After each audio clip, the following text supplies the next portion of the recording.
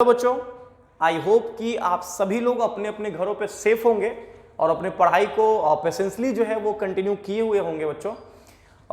जैसा कि दिख रहा है कि सिचुएशंस जो है वो काफ़ी जो है वर्स्ट होते चला जा रहा है दिन पर दिन, और जिसकी वजह से जो एग्जाम्स दिख ही रहे होंगे आप लोगों को कंटिन्यूसली जो है वो पोस्टपोन्ड होते जा रहे हैं, बढ़ता जा रहा है डेट जो है, ठीक है ना। अब हम लोग के पास फाइनली जो एग्जाम का डेट है वो सितंबर में है for both JEE and NEET, ठीक है, जेई मेन एंड नीट। तो क्या है कि हमने जो क्रैश कोर्स शुरू करा था due to some health issue जो है हम भी कंटिन्यू नहीं कर पाए, बट चलो ऊपर वाले का था कि ग्रेस की जो टाइम था वो थोड़ा बढ़ गया, एंड अब हमारे पास टाइम है कि जो कमिटमेंट था उसको मैं कम से कम पूरा कर दूं आप लोगों के लिए, ठीक है ना। क्योंकि बहुत सारे मैसेजेस वगैरह भी आए, कॉल भी आए बहुत सारे कि सर उसको कंटिन्यू करने के लिए, बट हेल्थ इशू की वजह से मैं नहीं कर पा रहा था बच्चा, बट थोड़ा भी सही फील कर रहा हूँ, कोई दिक्कत नहीं है। तो आज से हम लोग जो है अपना क्रैश कोर्स जो है वो कंटिन्यू करते हैं, और डेफिनेटली जैसे बेनिफिट मिला था आपका रोटेशन वाले सेगमेंट से, आप लोगों को काफ़ी बेनिफिट मिला है जैसा कि आप लोगों ने बताया भी है। तो आगे भी जो है बाकी चैप्टर्स जो हम लोग कवर करेंगे, ठीक है ना, उससे भी काफ़ी बेनिफिट आप लोगों को मिलेगा, ठीक है ना। बट ये है कि थोड़ा आप लोग घर पे रहो और सेफ रहो यार, सबसे इंपॉर्टेंट अभी क्या है कि लाइफ जो है वो इंपॉर्टेंट है, और इस सिचुएशंस में मेरा यही सजेशन होगा आप लोगों के लिए, एकदम घर पे रहो, सेफ रहो, ठीक है ना। बाकी जितना बन पा रहा है मैं कर रहा हूँ दोनों सेगमेंट्स के लिए, 12th वाले बच्चों के लिए भी, ठीक है ना। आप लोग के लिए क्रैश कोर्स मैंने शुरू करा वो भी कर ही रहा हूँ, तो जितना हो पा रहा है मैं आप लोग के लिए कर रहा हूँ और आगे भी करूंगा, ठीक है ना। बशर्ते मेरा भी हेल्थ जो है वो सही रहना चाहिए, ठीक है ना। तो ध्यान से मेरी बात सुनना बच्चा। आज हम लोग अपना क्रैश कोर्स का लेक्चर नंबर 4 करने जा रहे हैं, बिकॉज पहला जो 3 लेक्चर था उसमें हमने रोटेशंस को कवर करा था, क्योंकि बहुत हेल्दी सेगमेंट है रोटेशंस, कंटिन्यूअसली क्वेश्चंस वहां से रहते ही हैं, 2-3 क्वेश्चंस जो है ज्यादा भी कभी कभी हो गया है, तो एक अच्छा सेगमेंट हमारा निकला था रोटेशन का, और सारे सवाल भी आपके बने थे। तो अभी हम लोग जो चैप्टर लेने जा रहे हैं क्रैश कोर्स में वो एसएचएम है, क्योंकि हम चाह रहे हैं कि एसएचएम के बाद जो है वेव्स मैं आपको करा दूं, ठीक है ना, एसएचएम और वेव्स करा दूं, और वेव के बाद मैं लगे हाथ आप लोग का इलेक्ट्रोमैग्नेटिक वेव और वेव ऑप्टिक्स भी करा दूंगा, ठीक है ना, मतलब पूरा कवर कर दूंगा। तो एसएचएम करने का पर्पज यही है कि इसके साथ 2-3 जो चैप्टर जो लिंक्ड चैप्टर्स हैं उसको मैं एक साथ आप लोगों का कवर कर दूं, ठीक है ना। तो देखोगे बच्चा ध्यान से, एसएचएम अगर देखा जाए तो इंडिपेंडेंटली भी एक इंपॉर्टेंट चैप्टर है, ऐसा नहीं कि ये बाकी चैप्टर से वेव से या फिर वेव ऑप्टिक्स का जो है अगर बात करें तो चूंकि वेव्स अगर होगा तो वेव ऑप्टिक्स भी हमारा लगे हाथ हो जाएगा, इलेक्ट्रोमैग्नेटिक वेव्स भी हो जाएगा, तो ऐसा नहीं कि ये बाकी चैप्टर से लिंक्ड है इस वजह से इसका इंपॉर्टेंस है, और इंडिपेंडेंटली भी इसका बहुत इंपॉर्टेंट है, ठीक है ना। माने इंडिपेंडेंटली भी इंपॉर्टेंस वाइज ये जो है काफी अच्छा चैप्टर है, बिकॉज 2 के करीब क्वेश्चंस जो है वो नीट में इससे पूछे गए हैं ऑलमोस्ट ईयर्स में, और बाकी जेई मेन में भी काफी इंपॉर्टेंट कभी कभी 3-3 सवाल जो है जेई मेन में एसएचएम से आए हैं। तो एसएचएम एक बढ़िया सेगमेंट है जहां से 2 से 3 सवाल आने का चांसेस है दोनों तरह के एग्जाम्स में। तो देखते हैं इसमें क्या क्या हम लोग कर पाएंगे। अब इसमें क्या है कि जनरली एसएचएम में क्या है ना कि इक्वेशन से रिलेटेड सवाल जो है आप देखोगे प्रीवियस ईयर में जाकर के, तो काफी इक्वेशन से रिलेटेड सवाल आपको मिलेंगे, या फिर स्प्रिंग पेंडुलम से रिलेटेड क्वेश्चंस आपको दिखेंगे, या फिर जो है आपको लाइक सिंपल पेंडुलम से रिलेटेड क्वेश्चंस मिलेंगे। तो बारी बारी से हम लोग जो है उसको डिस्कस करेंगे। फिलहाल हम स्टार्ट कर रहे हैं इसमें, ठीक है ना। तो जैसा कि आपको हेडिंग दिख रहा होगा बोर्ड पे, SHM that is the simple harmonic motion, ठीक है ना। देखो बेटा एसएचएम में थोड़ा सा क्या है ना कि बस जानना होगा आपको कि एसएचएम जो है एक तरह का ऑक्सिलेटरी मोशन है, जिसमें कुछ एक जो है स्पेशल प्रॉपर्टीज हैं, ठीक है ना। तो ऑक्सिलेटरी मोशन का सीधा मतलब यही हुआ कि कोई पार्टिकल है और एक फिक्स पोजीशन के अबाउट, कोई पार्टिकल जो है एक फिक्स पोजीशन के अबाउट, ठीक है ना, like back and fourth motion perform कर रहा होगा, ठीक है ना। बैक एंड फोर्थ कहने का मतलब या तो आगे पीछे कुछ इस तरह से, ठीक है ना, ये भी आपका लाइक ऑक्सिलेटरी मोशन ही कहलाएगा। तो कहने का मतलब एक फिक्स पोजीशन के अबाउट पार्टिकल अगर आगे पीछे कर रहा है तो that is what we call oscillatory motion. हाँ, अब उसमें क्या है कि कोई भी पार्टिकल अगर ऑक्सिलेट करता है तो ऐसा नहीं कि ऑक्सिलेट कर रहा है तो एसएचएम ही होगा, ठीक है ना। लाइक हर एक तरह का ऑक्सिलेटरी मोशन एसएचएम नहीं होता है, ठीक है ना, क्योंकि ऑक्सिलेशन होने का सीधा मतलब है कि किसी फिक्स पोजीशन के अबाउट आगे पीछे करते रहना है, ठीक है ना। तो ऐसा बिल्कुल भी नहीं कि सारे तरह के ऑक्सिलेटरी मोशन जो है वो एसएचएम ही होंगे। तो ऑक्सिलेटरी मोशन एसएचएम तब कहलाते हैं, ऑक्सीलेटरी मोशन जो है वो एसएचएम तब कहलाता है जब उस ऑक्सीलेशन के पीछे जो रूट कॉज है, जिसको हम लोग रीस्टोरिंग फोर्स बोलते हैं, अगर वो रीस्टोरिंग फोर्स, फिर से रिपीट कर रहा हूं कि कोई भी ऑक्सीलेटरी मोशन एसएचएम तब कहलाता है जब उस ऑक्सीलेशन के पीछे जो रूट कॉज है, that is the restoring force, वो -kx के फॉर्म में हो, ठीक है ना, जैसा कि आपको दिख भी रहा होगा बच्चा, ठीक है ना, रीस्टोरिंग फोर्स -kx के फॉर्म में। अब कहोगे सर ये रीस्टोरिंग फोर्स क्या है, तो मेरी बात ध्यान से सुनना। जैसे मान लो एक लाइन में, डेफिनेटली हम यहां लीनियर एसएचएम का डिस्कशन कर रहे हैं, क्योंकि फर्दर हम लोग आगे एंगुलर एसएचएम के बारे में बात करेंगे, ठीक है ना। तो मैंने कहा कि यहां पे एक पार्टिकल है जो कि एक लाइन में, दिस इज द लाइन, एक लाइन में एक fix position, this is the fix position, this is the like position जहां पे पार्टिकल के ऊपर नेट फोर्स जो है वो 0 है, जिसको हम लोग मीन पोजीशन भी कहते हैं। लाइक इस मीन पोजीशन, इस फिक्स पोजीशन के बाद पार्टिकल जो है वो आगे पीछे कुछ इस तरह का मोशन जो है वो परफॉर्म कर रहा है। मैंने कहा कि ड्यूरिंग द ऑक्सीलेशन, लाइक इस पार्टिकल पे जो रीस्टोरिंग फोर्स होगा, रीस्टोरिंग फोर्स कहने का मतलब यह हुआ कि अगर ये पार्टिकल अपने पोजीशन से डिस्प्लेस होता है किसी अमाउंट से, तो मैंने कहा कि उस पोजीशन पे पार्टिकल पे एक रीस्टोरिंग फोर्स लगेगा जिसका डायरेक्शन ऑलवेज उस मीन पोजीशन के तरफ होगा। माने वो रीस्टोरिंग फोर्स हमेशा चाहेगा कि पार्टिकल को खींच के लाइक मीन पोजीशन पे लेके चले आए, तभी वो पार्टिकल ऑक्सीलेट कर भी सकता है, अदरवाइज ऑक्सीलेशन पॉसिबल नहीं है। माने अगर यहां से हम राइट साइड पार्टिकल को लाते हैं तो रीस्टोरिंग फोर्स वापस उसको खींचना चाहेगा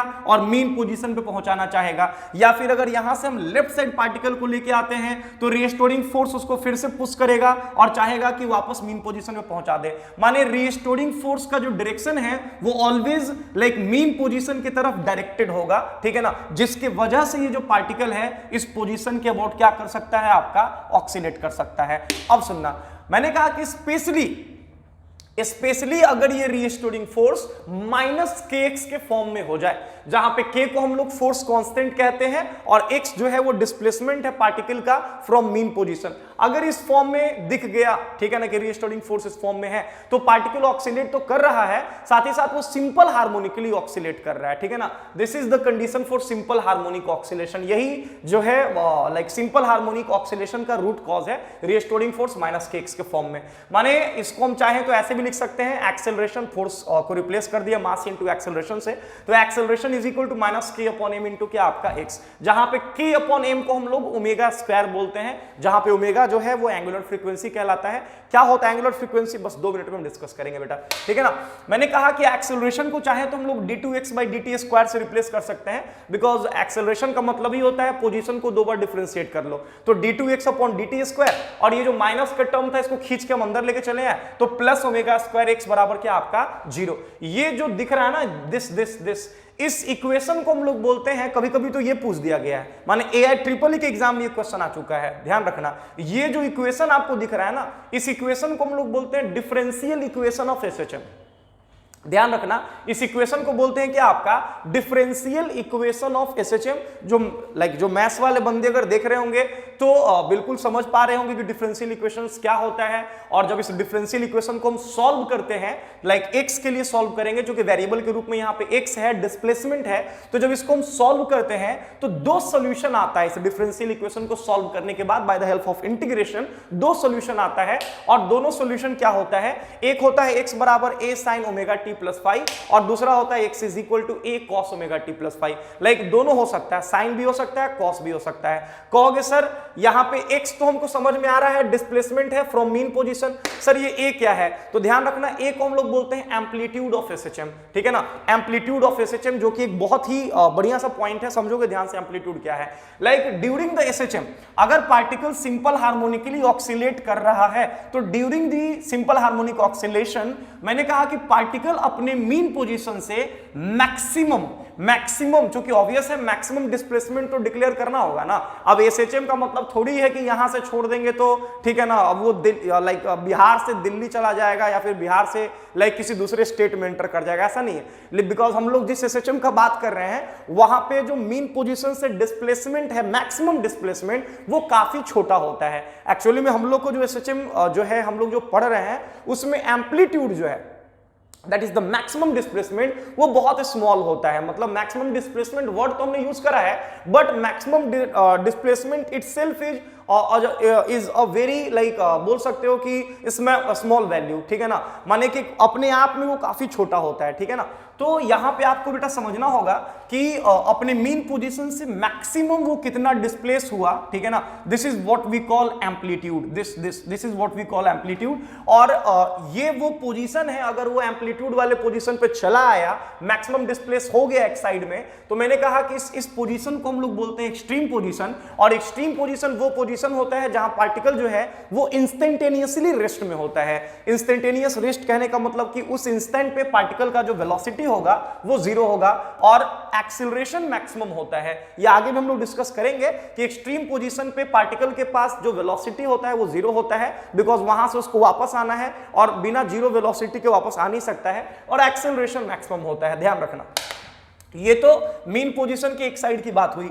अगर हम मीन पोजीशन के दूसरे साइड में जाते हैं तो जो काम बेटा यहां हुआ है वही काम यहां भी होगा। यहां पे भी जो वेलोसिटी है वो जीरो होगा, बिकॉज यहां से वापस इसको यहां आना है, और यहां पे एक्सेलरेशन जो है वो आपका मैक्सिमम होगा। ध्यान रखना, जब भी हम लोग मीन पोजीशन वर्ड यूज करते हैं तो ध्यान रहे मीन पोजीशन वो फिक्स पोजीशन है जिसके अबाउट पार्टिकल जो है वो सिंपल हार्मोनिकली क्या कर रहा होगा, आपका ऑक्सीलेट कर रहा होगा। उसमें इंपॉर्टेंट चीज जो आपको दिमाग में रखना है वो ये रखना है कि ठीक है उस जगह पे एक्सेलरेशन या फोर्स तो जीरो होगा लेकिन वेलोसिटी मैक्सिमम होता है। माने मीन पोजीशन पे पार्टिकल का जो वेलोसिटी है वो आपका मैक्सिमम, माने मैक्सिमम वेलोसिटी के साथ मीन पोजीशन से शुरू करता है, एक्सट्रीम तक जाते जाते उसका वेलोसिटी क्या होता है आपका जीरो। क्योंकि रीजन सिंपल है, अगर यहां से वो स्टार्ट करता है, आगे बढ़ता है, तो रिस्टोरिंग फोर्स उसको वापस खींचेगा उसी पोजीशन की तरफ जहां से उसने स्टार्ट किया था। तो वेलोसिटी तो आगे है लेकिन फोर्स पीछे है, तो डेफिनेटली वो रिटार्ड होते जाएगा और फाइनली यहां पहुंचने के बाद जब डिस्प्लेसमेंट मैक्सिमम होगा, माने जब एक्सट्रीम पोजीशन पहुंचेगा तो उसका वेलोसिटी जीरो हो जाएगा और एक्सेलरेशन आपका मैक्सिमम हो जाएगा। यही काम दूसरे साइड में भी होगा। अगर यहां से स्टार्ट करता है लेफ्ट साइड में जाना, तो अगेन मैंने कहा कि इस केस में चूंकि यहां तक तो पहुंचना है, तो इस केस में जो वेलोसिटी होगा आपका आगे की तरफ लाइक इधर होगा लेफ्ट साइड में, और यहां तक पहुंचना है, तो मैंने कहा कि during this like restoring force वापस उसको खींचेगा लाइक मीन पोजीशन की तरफ, तो फिर से पार्टिकल रिटार्ड होगा इस वाले सेगमेंट में, ठीक है ना। और फाइनली यहां पहुंचने के बाद उसका अगर बात करें वेलोसिटी का, तो वेलोसिटी जीरो हो जाएगा, जबकि एक्सेलरेशन जो है वो आपका मैक्सिमम होगा। तो ये सब पॉइंट्स, छोटे छोटे पॉइंट्स हैं, इसको दिमाग में आप रखना कि एम्पलीट्यूड पोजीशन क्या बोलते हैं, ठीक है ना, लाइक वहां पे क्या क्या मैकेनिज्म होने वाला है, तो ये सब चीज दिमाग में रखोगे, ठीक है ना। फटाफट इसको नोट कर लो पहले बच्चा। देखोगे दिस एक्स हमने निकाला है, एक्स का value a sin omega t plus 5 या फिर x is equal to a cos omega t plus 5, ठीक है ना। This is the like equation of SHM, और जो कि पार्टिकल के डिस्प्लेसमेंट को बता रहा है टी टाइम के बाद। फटाफट नोट करोगे बच्चा, this is the differential equation of SHM. हो गया, चलो। मीन पोजीशन वो पोजीशन जहां पे पार्टिकल का वेलोसिटी मैक्सिमम होता है, फोर्स जीरो होता है, ध्यान रहे। आगे बढ़ते हैं बच्चा, अब देखना, गौर करना सब लोग। नेक्स्ट, ध्यान से मेरी बात सुनोगे आप लोग। इसमें क्या है, देखिएगा बच्चों, ठीक है, ठीक है, ठीक है, ठीक है, चल। अब देखोगे, मैंने कहा कि बच्चा ठीक है, सब कुछ अपने जगह पे है, ध्यान से मेरी बात सुनना। इसमें क्या है कि इक्वेशन तो मैंने बता दिया कि या तो हम x is equal to A sine omega t plus 5 use कर लेंगे, और या तो x is equal to a cos omega t plus 5 use कर लेंगे। अब मेरी बात गौर से सुनना बच्चा, एकदम ध्यान देना, वेरी वेरी इंपॉर्टेंट, ठीक है ना। लाइक ऐसा है कि during SHM this is the mean position x is equal to 0, और this is the extreme position x is equal to plus a, and this is x is equal to क्या आपका minus ए। एकदम ध्यान से सुनना मेरी बात। मैंने कहा कि ड्यूरिंग एसएचएम जो पार्टिकल का जो डिस्प्लेसमेंट है ना x, जिसको हम बोल रहे हैं, वो हमेशा दिमाग में रखना कि वो हमेशा मीन पोजीशन से काउंट होगा। पार्टिकल का जो डिस्प्लेसमेंट है वो हमेशा मीन पोजीशन से काउंट होगा। मीन पोजीशन क्या है मैंने अभी बता रखा है आप लोगों को, ठीक है ना। माने अगर मैं बात करूं, यहां से पार्टिकल अगर x अमाउंट से डिस्प्लेस होकर कहीं यहां आता है दिस, ठीक है ना, तो नो डाउट की जो रिस्टोरिंग फोर्स उसको वापस खींचेगा उसी पोजीशन पे, और दिस इज रिस्टोरिंग फोर्स। अभी मेरी बात ध्यान से सुनना बच्चा। मैंने कहा कि वो जो मैंने इक्वेशन लिखा ना x is equal to a sine omega t plus five, ठीक है ना, that is the general equation of SHM, ठीक है। अब इसमें एक चीज मैं आपको एकदम बता देना हो बेटा, एकदम दिमाग में इसको डाल लो, ठीक है, कि अगर हम स्पेशली टाइम का काउंटिंग, जो टाइम है डिस्प्लेसमेंट हमेशा मीन पोजीशन से ही देखेंगे, एक्स का जो काउंटिंग है वो हमेशा मीन पोजीशन से ही होगा, मीन पोजीशन से ही देखेंगे। बट टाइम का जो काउंटिंग है ये पूरा का पूरा मेरा चॉइस है, वो हम जहां से चाहे वहां से काउंट कर सकते हैं, ठीक है ना। तो मैंने कहा कि बेटा अगर टाइम का काउंटिंग मीन पोजीशन से शुरू किया जाए, this t is equal to 0, तो ध्यान रखना कि अगर टाइम का काउंटिंग मीन पोजीशन से शुरू किया जाए तो इस केस में अगर आपसे कोई कह दे कि x निकालना है, x कितना होगा, तो ध्यान रहे कि इस केस में होता यह है कि जो आपका x का जो वैल्यू होगा एकदम यही होना है, यहां से कुछ अलग नहीं होगा। यहां पे जो x का वैल्यू होगा वो होता है a साइन ओमेगा t, ध्यान रखना। इस केस में जो इक्वेशन होगा लाइक डिस्प्लेसमेंट इक्वेशन SHM का, वो फिक्स है कि a साइन ओमेगा t ही होगा, बशर्ते टाइम का काउंटिंग कहां से करें, आपका मीन पोजीशन से। x is equal to a sine omega t, x आपका डिस्प्लेसमेंट है t टाइम के बाद, ठीक है ना, ये t बराबर 0 पे यहां था और t टाइम के बाद पार्टिकल कहीं यहां पहुंचा है। मैंने कहा कि इसमें ये भी आपको समझना होगा बच्चा, ठीक है ना, इसमें आपका t टाइम के बाद यहां इसमें समझना होगा कि ठीक है a तो एम्पलीट्यूड है सर, समझ में आ रहा है, ओमेगा क्या है सर, तो बेटा ओमेगा यहां पे एंगुलर फ्रीक्वेंसी है, जिसको हम लोग डिफाइन करते हैं लाइक ओमेगा हमारा एंगुलर फ्रीक्वेंसी है। देखोगे ध्यान से,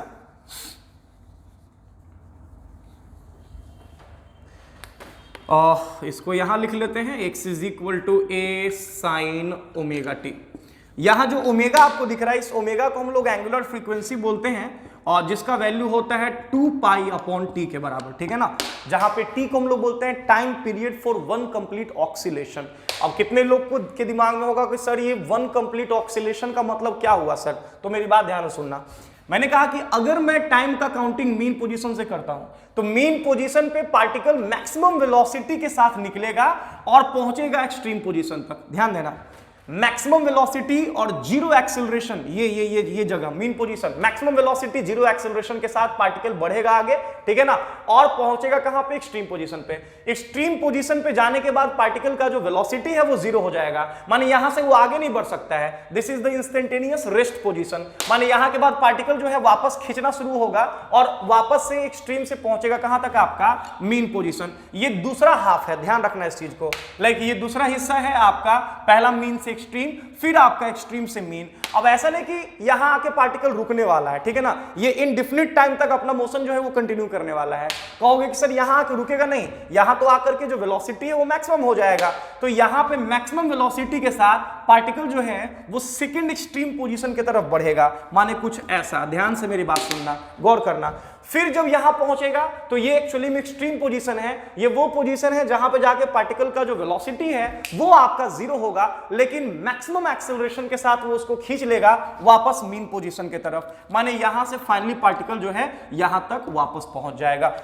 इसको बोलते हैं वन कंप्लीट ऑक्सीलेशन, इसको बोलते हैं वन कंप्लीट ऑक्सीलेशन, जिसमें हुआ क्या, पार्टिकल मीन से कहां गया, एक्सट्रीम, फिर पार्टिकल एक्सट्रीम से कहां आया, मीन, फिर पार्टिकल मीन से कहां गया, सेकंड एक्सट्रीम, और वापस सेकंड एक्सट्रीम से कहां गया, आपका मीन। इसको हम लोग बोलते हैं वन कंप्लीट ऑक्सीलेशन। अब कितने लोग के दिमाग में होगा सर इसके बाद क्या होगा, तो मैंने बताया ना कि इसके बाद ये इनडिफिनिट टाइम तक अपना जो मोशन है वो आपका कंटिन्यू रखेगा, ठीक है ना, बिकॉज हम लोग जिस ऑक्सीलेशन का बात कर रहे हैं बेटा वो स्मॉल एम्पलीट्यूड ऑक्सीलेशन है, तो ये इनडिफिनिट टाइम तक अपना कंटिन्यू रहेगा, जिसकी वजह से इसको हम लोग फ्री ऑक्सीलेशन भी बोलते हैं, ठीक है ना, ध्यान रखना इस चीज को।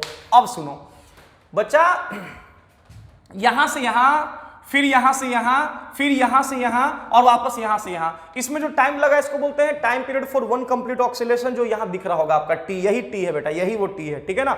अब ये भी समझना है आपको कि ये जो चार हिस्सा है, एक कंप्लीट ऑक्सीलेशन में चार हिस्सा जो है, चारों हिस्से में टाइम का जो वैल्यू होगा इक्वल होगा। ये बहुत आराम से प्रूफ भी किया जा सकता है, बट उतना टाइम मेरे पास है नहीं कि प्रूफ करें, बट ये दिमाग में डाल लो कि चारों हिस्से में इक्वल इक्वल टाइम लगेगा। माने अगर पूरा टाइम टी है, अगर टोटल टाइम चारों हिस्से का टी है, तो ये इक्वल हिस्से में डिवाइडेड होगा, ये 1/4 होगा टी का, ये भी जो हिस्सा होगा ये 1/4 होगा टी का, ये भी जो हिस्सा होगा ये 1/4 होगा टी का, और ये भी जो हिस्सा होगा ये 1/4 होगा टी का। तो ध्यान रखना बच्चा कि मीन से एक्सट्रीम या फिर एक्सट्रीम से मीन तक आने में जो टाइम लगता है वो 1/4 होता है टोटल टाइम पीरियड के। क्या कोई दिक्कत? फटाफट नोट कर, जल्दी जल्दी नोट कर, जल्दी से फटाफट।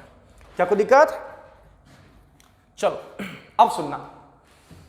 अब इसमें क्या है, थोड़ा सा इसको हम और आपको जो है क्लियर कर देते हैं कि चलो ठीक है, इक्वेशन आपका x = a sin ωt और टाइम का जो काउंटिंग था मैंने कहां से करा है? आपका मीन पोजीशन से। मैं ना इसको थोड़ा सा ना आपको फेज डायग्राम से इस चीज को समझाता हूं, ठीक है? ध्यान देना, इस चीज को ना मैं फेज के हेल्प से, फेज डायग्राम के हेल्प से ना समझाता हूं, ध्यान देना।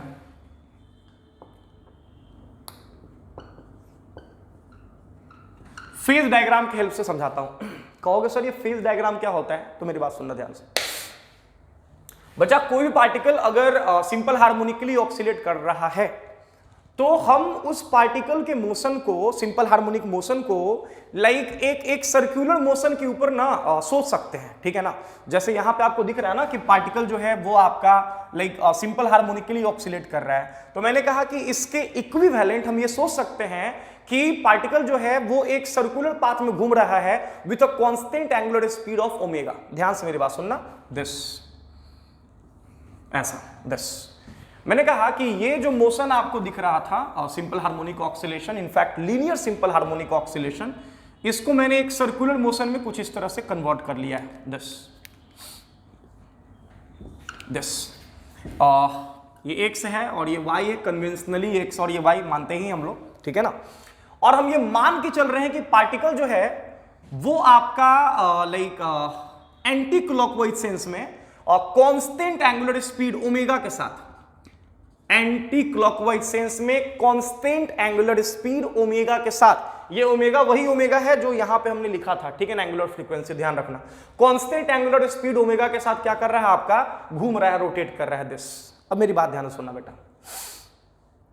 मैंने कहा कि अगर मैं कहूं कि ये हमारा mean position, this is the mean position, ये वाला,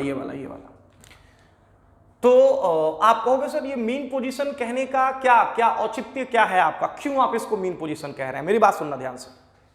जैसे मान लो बेटा कि ये पार्टिकल यहां से नहीं, कहीं यहां होता, दिस, ठीक है?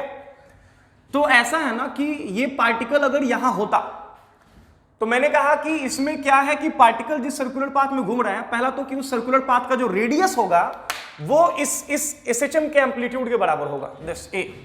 और मान लो कि पार्टिकल कहीं यहां होता और a एम्पलीट्यूड जो है वो इसका रेडियस का काम कर रहा था, मतलब घूमते हुए कुछ इस तरह से, और किसी भी इंस्टेंट पे लोकेशन पार्टिकल का यहां था।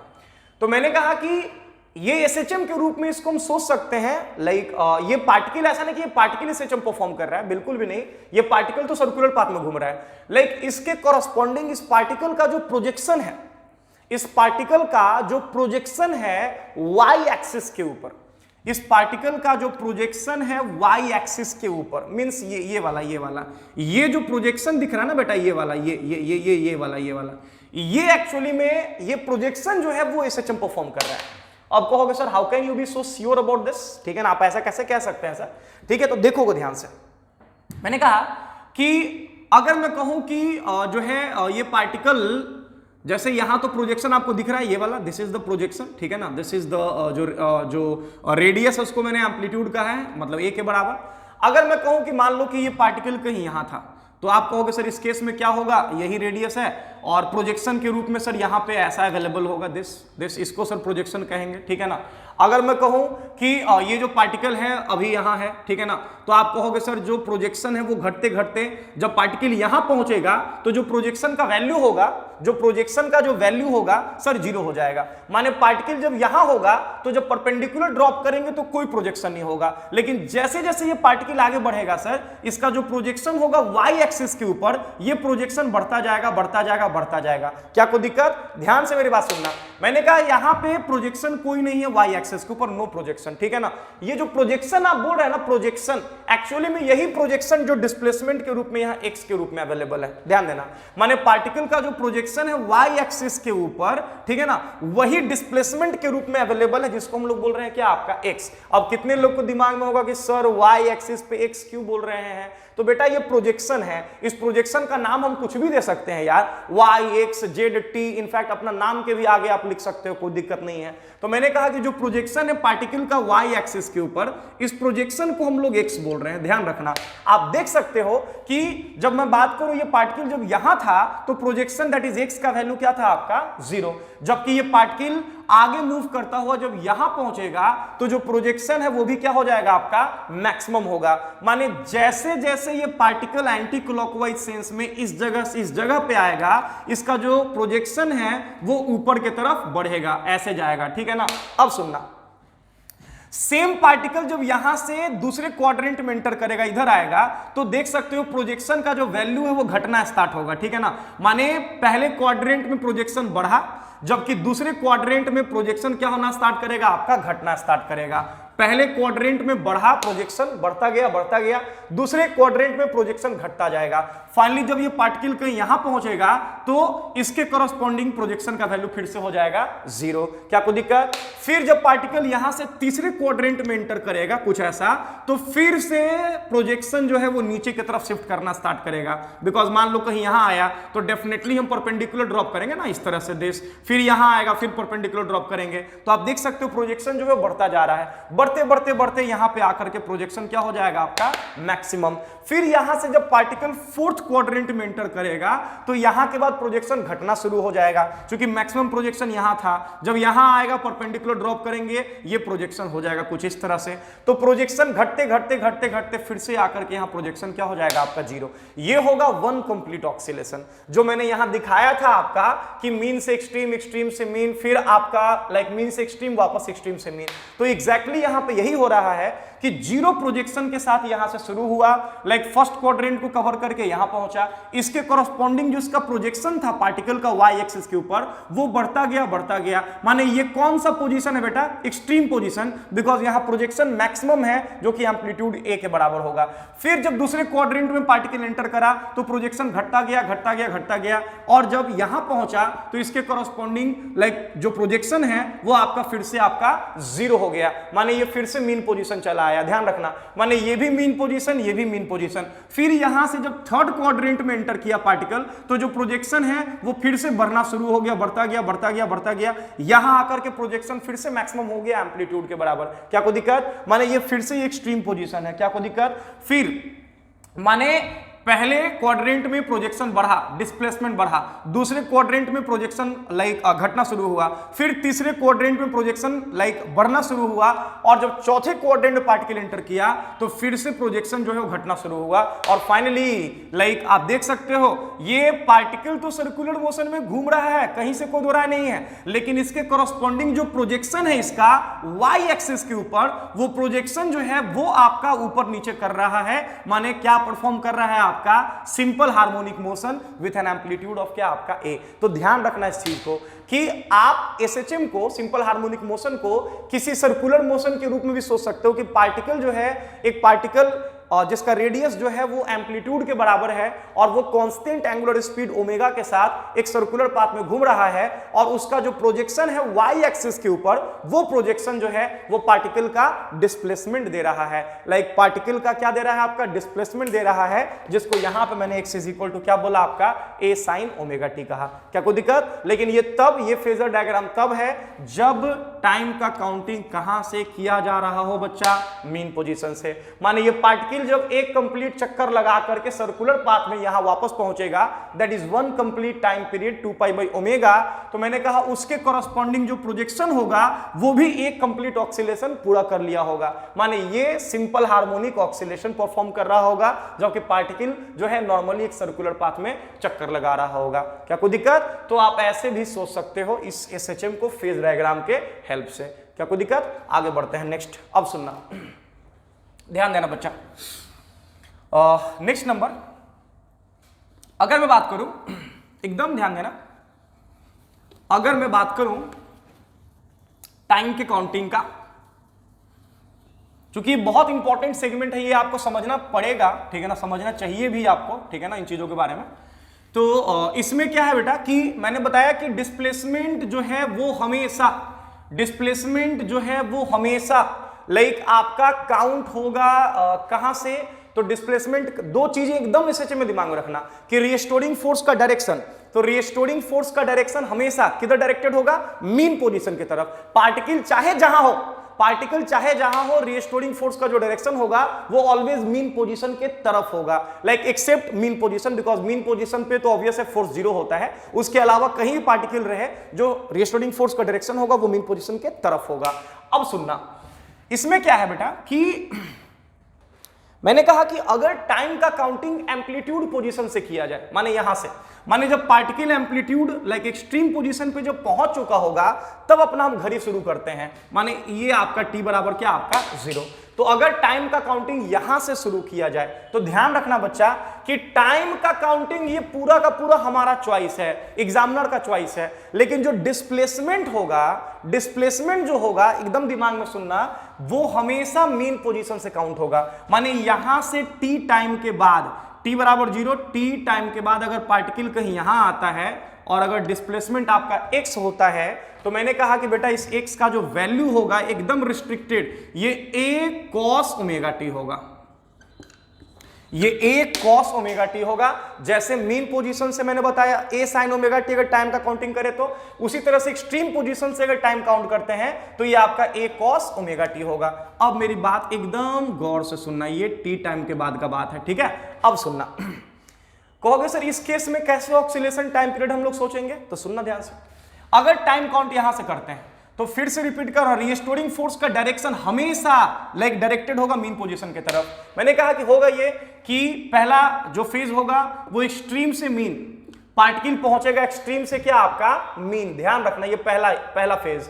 उसके बाद दूसरा फेज पार्टिकल पहुंचेगा मीन से सेकंड एक्सट्रीम। उसके बाद क्या होगा, पार्टिकल जो है वो पहुंचेगा एक्सट्रीम से वापस मीन, और फिर मीन से पहुंचेगा वापस क्या, आपका एक्सट्रीम। इसको बोलेंगे वन कंप्लीट ऑक्सीलेशन। ऐसा नहीं कि हमेशा मीन पे पहुंचेगा तभी कंप्लीट ऑक्सीलेशन हुआ, ऐसा बिल्कुल नहीं है, ध्यान रखना। टाइम का काउंटिंग जहां से करेंगे वहीं पे पहुंचना होगा पार्टिकल को वन कंप्लीट ऑक्सीलेशन पूरा करने के बाद। माने यहां से अगर शुरू किया तो एक्सट्रीम से पहुंचा मीन, फिर मीन से पहुंचा एक्सट्रीम, फिर आपका एक्सट्रीम से पहुंचा मीन, और वापस फिर मीन से पहुंच गया एक्सट्रीम। इसको बोलेंगे वन कंप्लीट ऑक्सीलेशन। माने x बराबर ये cos ओमेगा t में जो ओमेगा है वो होगा 2 पाई बाई t। क्या कोई दिक्कत? अब इसके लिए जब फेजर डायग्राम प्लॉट करने के लिए कहा जाए आप लोग को, देखना इसका फेजर डायग्राम क्या होगा। अगर आपसे कहा जाए कि भाई इसका फेजर डायग्राम प्लॉट करके दिखा कैसा होगा, तो देखोगे ध्यान से इसका फेजर डायग्राम,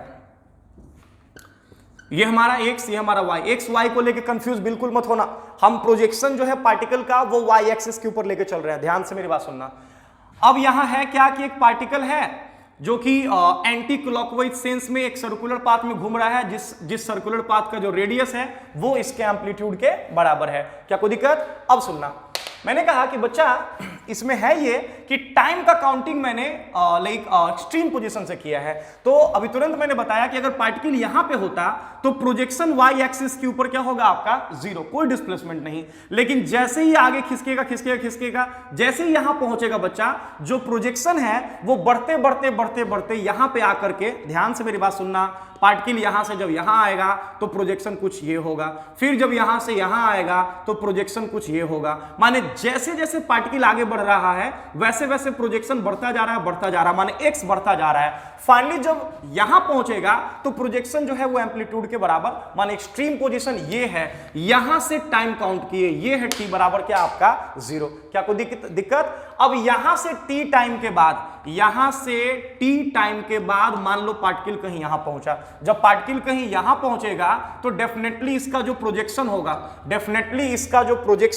परपेंडिकुलर ड्रॉप किया y एक्सिस के ऊपर, दिस, ये जो प्रोजेक्शन होगा बच्चा, इसको हम लोग बोल रहे हैं x।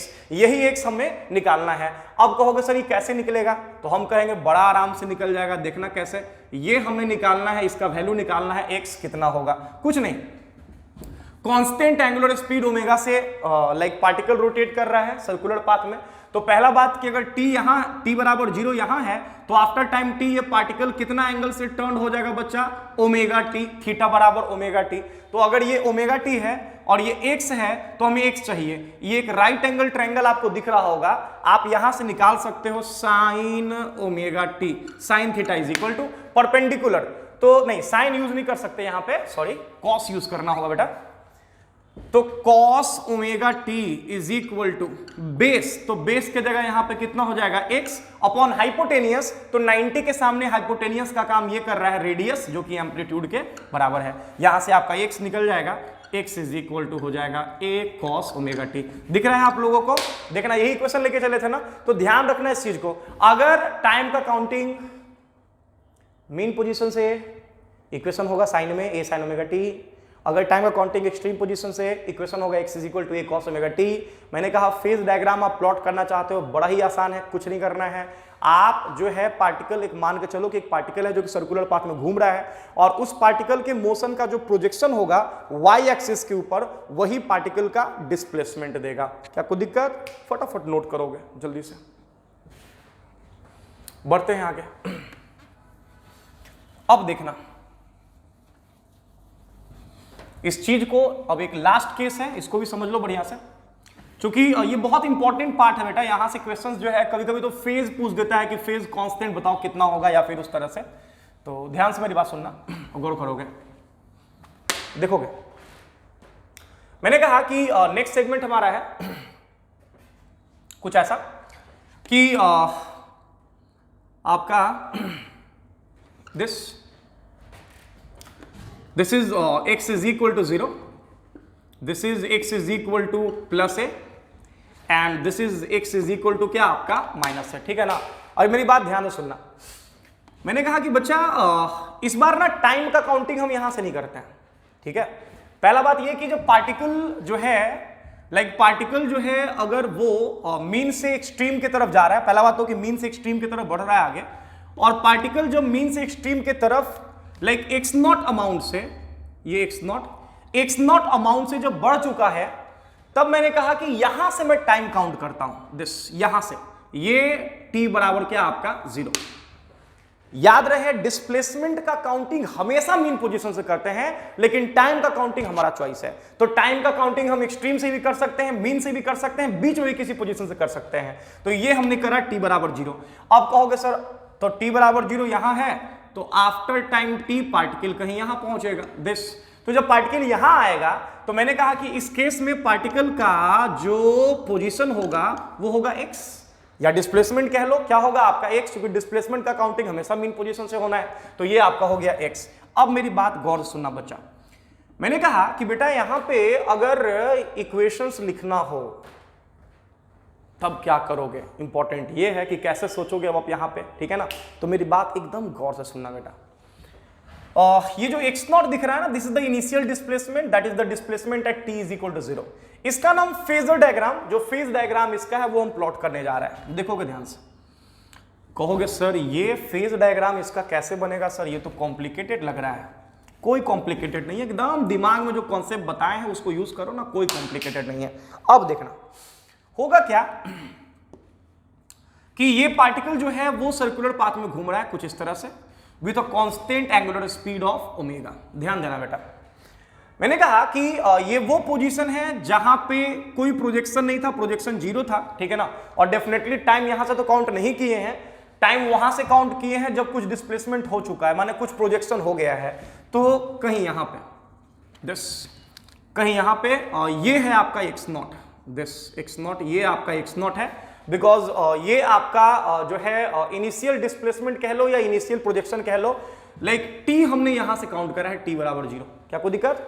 पार्टिकल अपना आगे बढ़ेगा और आफ्टर टाइम t कहीं यहां पहुंचेगा, दिस।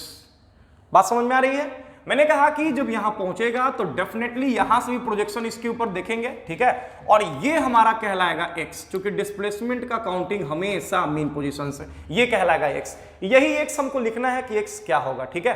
तो सबसे पहला बात दिमाग में रखना कि t बराबर 0 टाइम पे एम्पलीट्यूड जो है वो पॉजिटिव x के साथ एंटी क्लॉकवाइज सेंस में जो एंगल बनाता है इसको बोलते हैं फाई।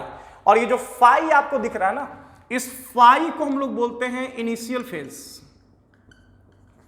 इनिशियल फेज याद रखना, लाइक पॉजिटिव एक्स के साथ एंटी क्लॉकवाइज सेंस में जो एंगल बनेगा इसको बोलते हैं इनिशियल फेज। क्या कोई दिक्कत? या फिर इसको हम लोग इपोक कांस्टेंट भी बोलते हैं, epoch constant, EPOCH, epoch constant. कहोगे सर अब क्या करेंगे इसमें? तो मेरी बात ध्यान से सुनना बच्चा, मैंने कहा कि ये फाई है ना भाई, t बराबर 0 पे यहां था, t बराबर t टाइम पे कहीं यहां पहुंचा, ठीक है ना। अब ऑब्वियस है कि इतने टाइम में ये कुछ एंगल से टर्न हुआ ये, और डेफिनेटली ये एंगल होगा ओमेगा टी, ठीक है ना, क्योंकि यहां से यहां तक ओमेगा कांस्टेंट है और टाइम दिया हुआ है, तो ये वैल्यू हो जाएगा ओमेगा टी, ये जो एंगल ओमेगा टी, ये कंप्लीट एंगल। अब इसमें दो चीजें हैं, पहला तो कि फाई कितना होगा, और दूसरा ये कि जो है x कितना होगा, टोटल मतलब हमको डिस्प्लेसमेंट भी लिखना है, जबकि ये वैल्यू आपका ओमेगा टी है। अब समझना होगा बच्चा, हम दोनों निकाल सकते हैं। अगर बात करें तो ये आपका फाई और ये ओमेगा टी, माने ये टोटल एंगल हो जाएगा phi plus omega t, phi plus omega t. अगर ये फाई प्लस ओमेगा टी तो ऑल्टरनेट एंगल से ये भी हो जाएगा आपका फाई प्लस ओमेगा टी या फिर ओमेगा टी प्लस फाई। अब कितने लोग को समझ नहीं आया होगा भाई, ऑल्टरनेट एंगल पढ़े होंगे 10th class, 9th class, 8th class जब भी, ठीक है ना। ये और ये पैरेलल है और ये मिला रहा है, तो ये एंगल और ये एंगल ऑल्टरनेट एंगल होगा, ये total omega t plus phi, तो ये भी हो जाएगा ओमेगा टी प्लस फाई। अब ये एक राइट एंगल ट्रायंगल यहां दिख रहा है, इस राइट एंगल ट्रायंगल में हम लोग क्या लिख सकते हैं जरा बताओ? साइन का यूज करना होगा, तो sine omega t plus phi is equal to perpendicular, तो परपेंडिकुलर की जगह क्या है बच्चा यहाँ पे x, तो ये हो जाएगा x अपॉन हाइपोटेनियस, तो 90 के सामने हाइपोटेनियस की जगह यहाँ पे a है, क्या यहाँ से x निकल जाएगा, तो x का वैल्यू आ गया आपका a sine omega t plus phi. ये लो इक्वेशन पता चल गया, x is equal to a sine omega t plus phi. कहोगे सर ये फाई नया कहां से आ गया सर? ये तो सर एक्सट्रीम वाले में नहीं था फाई, सर मीन वाले में भी नहीं था, यहां कैसे फाई आ गया सर? फाई का वैल्यू कितना होगा? तो मेरी बात ध्यान से सुनना, कहोगे सर फाई निकालेंगे कैसे, ये बताइए। बहुत आसान है भाई, अगर ये फाई है तो डेफिनेटली यहां पे जो छोटा सा एंगल आपको दिख रहा है ये भी आपका फाई हो जाएगा, ठीक है ना, ऑल्टरनेट एंगल से। अब यहां पे जो राइट एंगल ट्रायंगल बन रहा है छोटा सा, इसमें भी आप देख लो ना फाई कितना होगा यहां से, तो इस राइट एंगल ट्रायंगल में लिख सकते हैं बच्चा साइन फाई बराबर sine phi is equal to perpendicular, तो सामने में हो जाएगा आपका x नॉट अपॉन हाइपोटेनियस की जगह फिर से आपका a होगा। क्या यहां से हम फाई निकाल सकते हैं?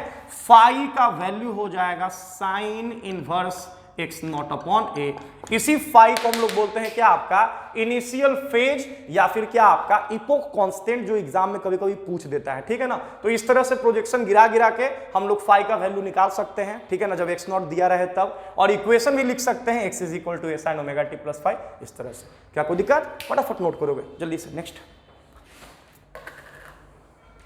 हो गया?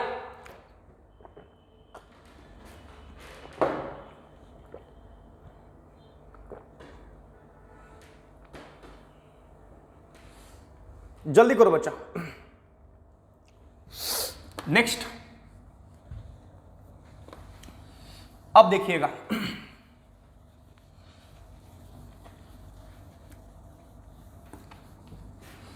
आगे बढ़ते हैं। चलिए क्वेश्चन इस पे कर लेते हैं, काफी इंपॉर्टेंट सेगमेंट भी है ये, क्वेश्चन इस पे कर लेते हैं बच्चा। चल एक क्वेश्चन दिया मैंने यहां पे, this x is equal to 0 mean position, this is x is equal to plus a, that is the extreme position, and this is the second extreme position, x is equal to minus a। ध्यान देना बच्चा, मैंने कहा कि particle जो है mean position से start करा अपना, ठीक है ना, और पॉजिटिव एक्सट्रीम की तरफ बढ़ा, पॉजिटिव एक्सट्रीम, ध्यान रहे पॉजिटिव एक्सट्रीम पोजीशन की तरफ। इधर मैंने कहा कि बेटा इसमें हुआ ये है कि जब पार्टिकल a/2 डिस्टेंस ट्रेवल कर चुका था तब जाके हम टाइम का काउंटिंग शुरू किए। दिस ये था t बराबर 0, मैंने टाइम का काउंटिंग यहां से कर रहे हैं। आपसे पूछ रहे हैं कि बताओ इस पार्टिकल के लिए इनिशियल फेज कितना होगा, phi is equal to what? Particle के लिए इनिशियल फेज कितना होगा? क्या कोई दिक्कत? अगर इनिशियल फेज निकल गया तो इक्वेशन भी लिख सकते हो आराम से, ठीक है ना। कहोगे सर कैसे बनाएंगे ऐसे सवाल, कैसे बनाएंगे सर, फाई कैसे निकालेंगे सर? कुछ नहीं, फेज डायग्राम देखोगे, दिस ये हो गया x, ये हो गया y।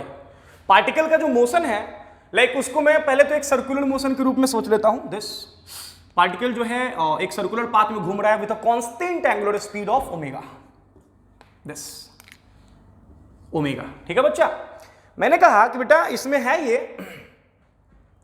कि डेफिनेटली ये वो जगह है जहां से अगर हम परपेंडिकुलर ड्रॉप करते हैं तो कोई प्रोजेक्शन नहीं होगा, जबकि यहां पहले ही प्रोजेक्शन अवेलेबल है a/2 के बराबर, माने कि पार्टिकल कहीं यहां से शुरू हुआ है दिस, और यहां से परपेंडिकुलर ड्रॉप कर दो दिस, ये प्रोजेक्शन दिया हुआ है, ये a/2 इनिशियल प्रोजेक्शन दिया हुआ है a/2 के बराबर। ठीक है, ध्यान से मेरी बात सुनना, याद रहे इनिशियल फेज का मतलब होता है वो एंगल जो एम्पलीट्यूड बना रहा है या पार्टिकल बना रहा है पॉजिटिव एक्स के साथ एट t बराबर 0। t बराबर 0 टाइम पे पार्टिकल जो है पॉजिटिव एक्स के साथ जो एंगल बनाएगा उसी एंगल को बोलते हैं इनिशियल फेज। ठीक है ना, अगर ये फाई है तो डेफिनेटली ये भी एंगल क्या हो जाएगा, फाई। कहोगे सर अब तो निकल जाएगा, आराम से सर साइन का यूज कर लेंगे, तो साइन फाई बराबर परपेंडिकुलर, तो सामने में कितना है बेटा a/2, तो लिख दीजिए a/2 अपॉन हाइपोटेनियस, तो 90 के सामने हाइपोटेनियस के जगह पे आपको a दिख रहा होगा तो यहां a लिख दो, ये a से क्या हो गया कैंसिल, माने साइन फाई बराबर आ गया 1/2। साइन में किसका वैल्यू 1/2 होता है बच्चा, लाइक 30 डिग्री का, माने फाई का वैल्यू निकल गया आपका π/6 आंसर। फटाफट नोट करोगे, जल्दी से फटाफट नोट करोगे। नेक्स्ट आगे बढ़ते हैं।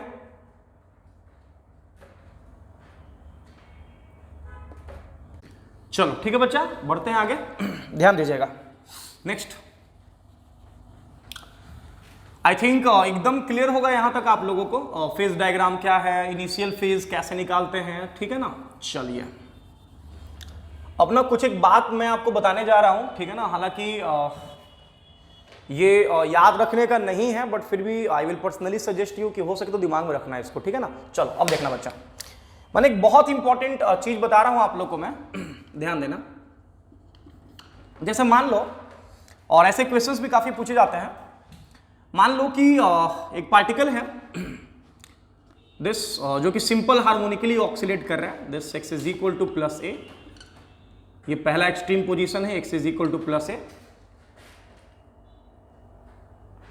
तो ये आपका x is equal to minus a. ध्यान देना बच्चों, मैंने कहा कि अगर टाइम का काउंटिंग हम मीन पोजीशन से ही करें t बराबर 0, तो आप कहोगे सर कोई दिक्कत नहीं है, उस केस में जो है हमारे पास इक्वेशन जो है जो डिस्प्लेसमेंट वाला जो इक्वेशन होगा वो आपका हो जाएगा x is equal to A sine omega T, जो कि हम बहुत प्यार से लगा सकते हैं x is equal to A sine omega T.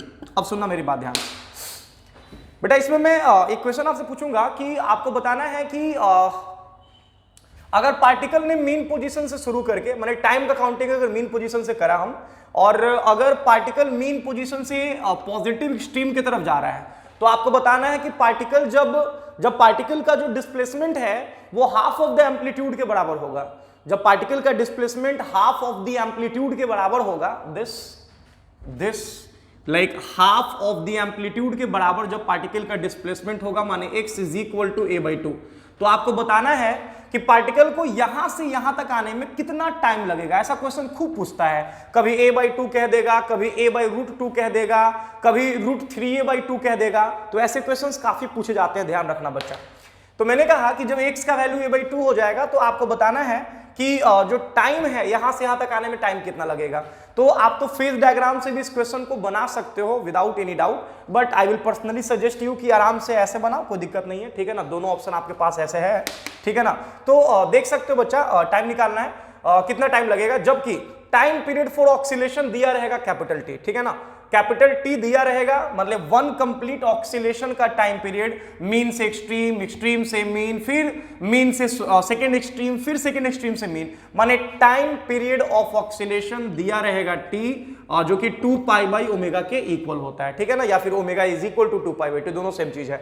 अब सुनना, मैंने कहा कि बेटा अगर हम इस इक्वेशन के अकॉर्डिंग चलें, तो जैसा कि आपको दिख रहा है कि टाइम का काउंटिंग हमने मीन पोजीशन से शुरू करा था, और वहां से a/2 डिस्टेंस या a/2 डिस्प्लेसमेंट के बाद यहां तक आने में कितना टाइम लगेगा, ये आपसे पूछा जा रहा है, ये पूछा जा रहा है। कहोगे सर कैसे निकालेंगे, सर निकालेंगे कैसे सर, ठीक है ना, ये बताइए, ठीक है ना, कैसे हम लोग सोचेंगे, कैसे अप्रोच लेंगे।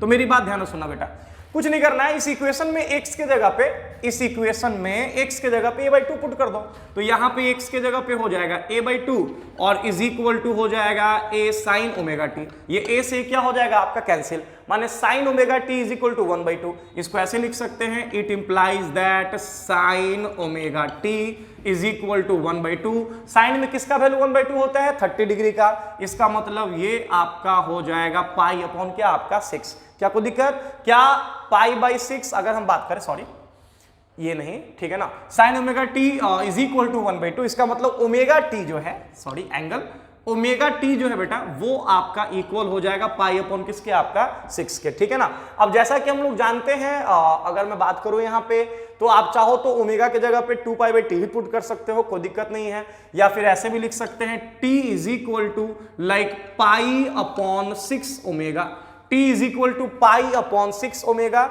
या फिर it implies that t is equal to लिख सकते हो पाई अपॉन 6 और इनटू ओमेगा। तो चाहो तो आप ओमेगा यहां से निकाल सकते हो जो कि 2π/t के बराबर होगा, तो यहां हो जाएगा 2π अपॉन क्या आपका t। देख सकते हो ये पाई से पाई कैंसिल और ये t जाएगा ऊपर, 6 × 2 ये हो जाएगा 12, माने t अपॉन 12। क्या कोई दिक्कत? तो ध्यान रखना बच्चा, ऐसे क्वेश्चंस पूछते हैं कि वन कंप्लीट ऑक्सीलेशन का टाइम दिया रहेगा और आपसे कहा जाएगा कि बताओ मीन पोजीशन से अगर पार्टिकल का टाइम शुरू किया हो, अगर टाइम का काउंटिंग मीन पोजीशन से किया जा रहा हो, तो बताना है a/2 डिस्टेंस ट्रेवल करने के बाद जो है कितना टाइम लगेगा पार्टिकल को a/2 डिस्टेंस कवर करने में। तो याद रखना t/12 टाइम लगेगा a/2 डिस्टेंस ट्रेवल करने में। अब इसमें x के जगह अगर बात करें a/2, अगर कुछ और दिया रहता तो आप इसी इक्वेशन का यूज करके आराम से बना सकते थे, कोई दिक्कत नहीं था। क्या कोई दिक्कत? बढ़े आगे, चलो देखोगे ध्यान से, नेक्स्ट गौर करना, मिटा रहे हैं बच्चा, हो गया, चलो बढ़ते हैं आगे। देखिएगा इसको आप फेज डायग्राम से ही बना सकते हैं, कहीं से कोई प्रॉब्लम नहीं है, उससे भी सेम आंसर आपका आ जाएगा, आपका चॉइस है। चलो ठीक है, ये तो सही है, आप कर लेना। अब इसमें ना हम कुछ चीज आपको बोलेंगे कि अगर पॉसिबल हो तो याद रखना तो बेटर रहेगा, अगर पॉसिबल हो तो इसको याद रखना, ठीक है ना, अगर पॉसिबल हो तो मैं क्वेश्चन भी आपको इस पे दूंगा फिर, ठीक है ना। ध्यान रखना बच्चा कि जैसे मान लो ये हमारा मीन पोजीशन x बराबर 0 और टाइम का काउंटिंग यहीं से किया गया है t इज इक्वल टू 0, ठीक है ना। This is first extreme position x is equal to plus a and this is the second extreme position x is equal to क्या आपका -a। मैंने कहा कि एकदम दिमाग में रखना बच्चा कि हाफ ऑफ द एम्पलीट्यूड, अगर पार्टिकल मीन पोजीशन से शुरू करे तो half of the amplitude distance cover करने में जो टाइम लगेगा, मैंने बताया अभी कि यहां से यहां तक आने में जो टाइम लगेगा बच्चा, ये जो टाइम होगा यहां से यहां तक आने में, ये टाइम अभी मैंने निकाला है, ये होगा t/12। जहां पे t क्या है, ये तो क्वेश्चन भी है, नीट का समझ लेना, जहां पे t क्या है, t आपका वन कंप्लीट ऑक्सीलेशन का टाइम पीरियड है।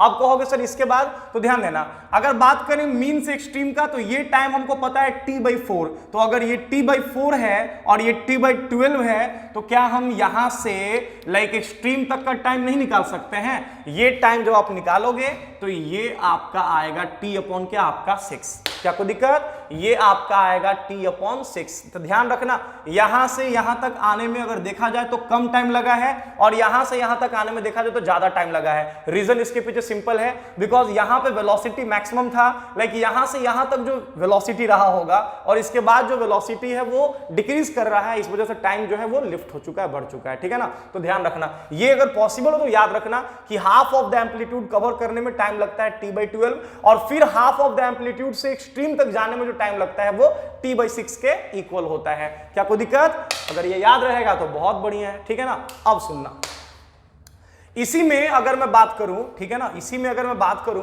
तो एक बड़ा ही बढ़िया सा सवाल है, जब इतना जान गए हैं तो एक क्वेश्चन बना लेते हैं। एक क्वेश्चन बहुत बड़ी, बहुत फेमस क्वेश्चन है, पूछता है ये कि एक पार्टिकल है और मीन पोजीशन से शुरू किया है। ध्यान से मेरी बात सुनना, एक पार्टिकल है जो कि मीन पोजीशन से शुरू किया है और बताना है आपको कि उस पार्टिकल, टाइम भी दे देगा कि वन कंप्लीट ऑक्सीलेशन का टाइम t है। फिर से रिपीट कर रहे हैं, एक पार्टिकल है जो कि मीन पोजीशन से शुरू किया है और वन कंप्लीट ऑक्सीलेशन का टाइम पीरियड जो है पार्टिकल के लिए वो t है। तो आपको बताना है कि 5/8 ऑक्सीलेशन में पार्टिकल को कितना टाइम लगेगा। फिर से रिपीट कर रहा हूं, पार्टिकल सिंपल हार्मोनिकली ऑक्सीलेट कर रहा है, टाइम का काउंटिंग मीन पोजीशन से किया गया है। आपको बताना कि 5/8 ऑक्सीलेशन में पार्टिकल को कितना टाइम लगेगा। बड़ा ही फेमस सवाल है, ध्यान रखना।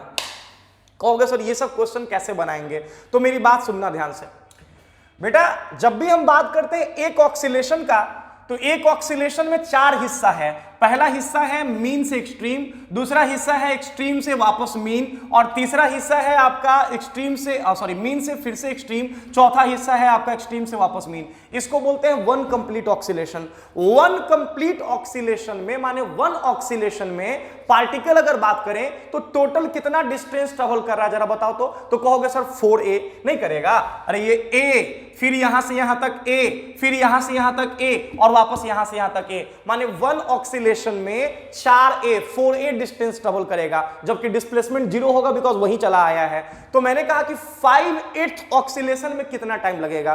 तो पहला तो तुम ये समझ लो कि वन ऑक्सीलेशन में पार्टिकल के वन ऑक्सीलेशन में अगर बात करें तो डिस्टेंस ट्रेवल हुआ है कितना आपका 4a डिस्टेंस ट्रेवल हुआ है वन ऑक्सीलेशन में। तो क्या हम इस 1/8 ऑक्सीलेशन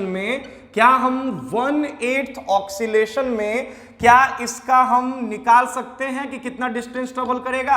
कहोगे सर बहुत आसान, मल्टीप्लाई कर लीजिए इसको, तो ये हो जाएगा 4a अपॉन क्या आपका 8, माने आप कहोगे 4 से ये 2 कैंसिल, माने ये a/2। इसका मतलब समझ में आ रहा है कि 1/8 ऑक्सीलेशन में पार्टिकल कितना डिस्टेंस ट्रेवल किया, a/2 डिस्टेंस ट्रेवल किया 1/8 ऑक्सीलेशन में।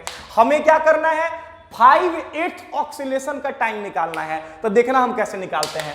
मैंने कहा कि 1/8 ऑक्सीलेशन माने अगर यहां से हम बात करें तो 1/8 ऑक्सीलेशन में पार्टिकल ने डिस्टेंस ट्रेवल करा कितना, a/2, माने 1/8 ऑक्सीलेशन के बाद पार्टिकल कहीं यहां पहुंचा, फिर दूसरा 1/8 ऑक्सीलेशन, तो दूसरे 1/8 ऑक्सीलेशन के बाद पार्टिकल पहुंचेगा कहीं यहां पे। ध्यान देना, लाइक पहले मीन से पहुंचा इस जगह पे a/2 डिस्टेंस ट्रेवल करके 1/8 ऑक्सीलेशन में, फिर दूसरे 1/8 ऑक्सीलेशन में फिर से a/2 डिस्टेंस ट्रेवल करके एक्सट्रीम चला गया, फिर तीसरे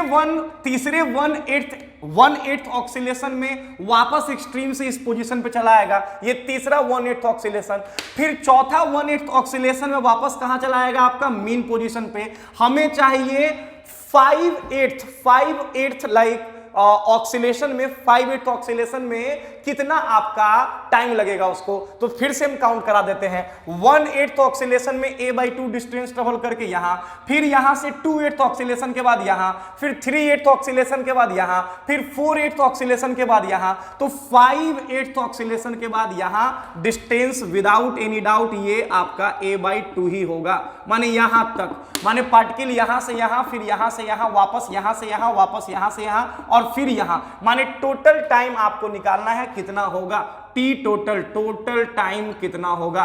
कहोगे सर कैसे निकालेंगे, हम कहेंगे बहुत आसान है, निकल जाएगा। इस टाइम में है क्या, आप पहले तो ये समझ लो कि यहां से यहां तक गया जिसमें कि 2 1/8 ऑक्सीलेशन है, तो ये आपका तो पहले से पता है t/4, फिर 2 1/8 ऑक्सीलेशन यहां से और यहां से है, माने कि फिर t/4, तो t/4 मिल करके ये आपका हो गया लाइक t/2, माने कि 4 ठो 1/8 ऑक्सीलेशन के बाद टाइम हो जाएगा t/2।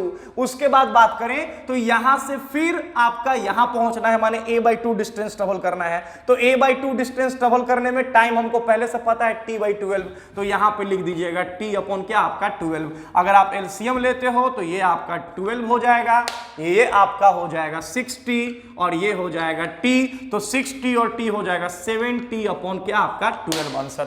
बड़ा ही फेमस क्वेश्चन है, याद रखना, वो लाइक 5/8 ऑक्सीलेशन में कितना टाइम लगेगा, तो टाइम लगेगा 70 अपॉन क्या आपका 12। इसी में अगर कह देता कि 3/8 ऑक्सीलेशन में कितना टाइम लगेगा, तो 3/8 ऑक्सीलेशन का मतलब समझ में आ रहा है ना, लाइक 1/8 में यहां, फिर 2/8 में यहां, तो 3/8 में कहीं यहां पे, ठीक है ना, माने ये आपका हो जाता t/4, ठीक है ना, फिर यहां से यहां तक हो जाता जो आप वैल्यू जानते हैं जैसा कि t/6 के बराबर, ठीक है ना। तो ध्यान से सुनना, इस तरह से हम लोग अपना काम पूरा कर लेंगे। क्या कोई दिक्कत, नोट कर लो फटाफट जल्दी से, आगे बढ़ते हैं नेक्स्ट। चलिए जल्दी करिएगा बच्चों। अब इसमें एक और है हमारा, क्योंकि क्वेश्चन इस पे सेट रहता है, इसी डाटा पे जो है ना क्वेश्चन सेट रहता है, इसलिए मैं कह रहा हूं आप लोगों को अगर पॉसिबल हो तो इसको याद कर लो, ठीक है ना। इसके बाद जो है ये आपका पूछेगा इस तरह से, तो आपको ध्यान रखना है, this is x is equal to 0, this is x is equal to plus a, this is x is equal to ये साइड माइनस a, ठीक है ना, ये ठीक है। मैंने कहा कि कहीं यहां दिस, अगर बात करूं तो बच्चा ध्यान रखना कि अगर टाइम का काउंटिंग यहां से किया जा रहा है तो कभी कभी कहेगा ना कि a/√2 डिस्टेंस ट्रेवल करने में कितना टाइम लगेगा, ठीक है ना। अब कितना लोग क्या है कि इसी में यूनिटरी मेथड लगा देता है, अरे भाई यूनिटरी मेथड इसमें थोड़ी लगेगा, यूनिटरी मेथड आप ऑक्सीलेशन में लगा सकते हो, लाइक इंस्टेंटेनियस डिस्प्लेसमेंट के लिए आप यूनिटरी मेथड नहीं लगा सकते हो। अगर वही करना होता तो फिर एसएचएम क्यों पढ़ते, पूरा यूनिटरी मेथड से ही बन जाता, ठीक है ना। यहां के लिए आपके पास इक्वेशन है, साइन में है, कॉस में है, तो वो लगा के टाइम निकालेंगे ना। तो मैंने कहा कि इसमें अगर बोल दे कि a/√2 डिस्टेंस ट्रेवल करने में कितना टाइम लगेगा, तो जो आप इसको निकालोगे x बराबर a sin omega t use करके, तो इक्वल टाइम में ये डिवाइड हो जाएगा। कहोगे सर इक्वल कहने का मतलब, इक्वल कहने का मतलब ये हुआ कि ये टाइम आपका हो जाएगा t/8 और ये भी टाइम हो जाएगा आपका t/8। जब t/8 ऐड होगा तो दोनों का सम जो है वो t/4 के इक्वल होगा, जो कि हम जानते हैं कि मीन से एक्सट्रीम तक आने का टाइम होता है। तो ये आपका t/4 हो जाएगा। समझ में आ रहा है, नहीं समझ में आ रहा है? तो ये याद रखना कि a/√2 डिस्टेंस ट्रेवल करने में जो टाइम लगता है t/8, और उसके बाद फिर से वापस उस पोजीशन से एक्सट्रीम तक जाने में सेम टाइम लगेगा, दैट इज t/8 के बराबर। और नहीं तो निकाल लेंगे, x बराबर a sin omega t use करेंगे, x के जगह a/√2 पुट करेंगे, आंसर हमारे सामने होगा। जल्दी से नोट कर लो फटाफट। नेक्स्ट चलिए बढ़ू आगे। अब जब इतना कर लोगे तो थोड़ा सा और आगे बढ़ जाते हैं, ठीक है ना। जब इतना हो ही गया तो थोड़ा सा और आगे बढ़ जाते हैं। x is equal to 0, t is equal to 0, ये आपका x is equal to plus a, ये आपका x is equal to minus a। थोड़ा सा और आगे बढ़ जाते हैं। तो ध्यान रखना कि अगर मैं बात करूं, अगर मैं कह दूं कि √3a/2 डिस्टेंस ट्रेवल करने में कितना टाइम लगेगा, दिस √3a/2 डिस्टेंस ट्रेवल करने में कितना टाइम लगेगा, दिस। अगर आपसे कह दिया जाए कि यहां से यहां तक आने में कितना टाइम लगेगा, तो याद रखना लाइक वो जो a/2 मैंने बोला था ना, उसको जस्ट उल्टा कर देना। तो a/2 के केस में यहां से यहां तक आने में t/12 लगता था, और फिर यहां से यहां तक जाने में आपका जो है 6 लग रहा था। इसमें उल्टा हो जाएगा, माने ये आपका हो जाएगा t/6 और यहां से यहां तक आपका हो जाएगा t/12। क्या कोई दिक्कत? चाहो तो आप दोनों को ऐड करके देख सकते हो, t/4 के बराबर आना चाहिए। तो ये आपका हो जाएगा t/6 प्लस t/12, एलसीएम हो जाएगा 12। अगर बात करें तो ये आपका हो जाएगा 2t और प्लस हो जाएगा t, तो 3t/12 माने ये आपका आ गया t/4। क्या कोई दिक्कत? तो याद रखना इसको कि इस केस में लाइक मीन से इस जगह तक आने में √3a/2 तक आने में t/6 माने a/2 वाले का उल्टा हो जाएगा, ठीक है ना। फटाफट नोट कर लो, जल्दी करो, फास्ट। चलो वैसे ये टाइम निकाल भी सकते हो, कोई दिक्कत नहीं आप लोगों को उसमें, ठीक है ना। चलिए अब हम लोग बेटा वेलोसिटी पे आते हैं, डायरेक्ट वेलोसिटी पे आते हैं, ठीक है ना। तो ध्यान से मेरी बात सुनिएगा, ये भी काफी इंपॉर्टेंट टर्म है आपका वेलोसिटी वाला। कहोगे सर इसमें क्या करेंगे, तो देखोगे ध्यान से। मैंने कहा कि गौर करोगे, ये है हमारा सिचुएशन,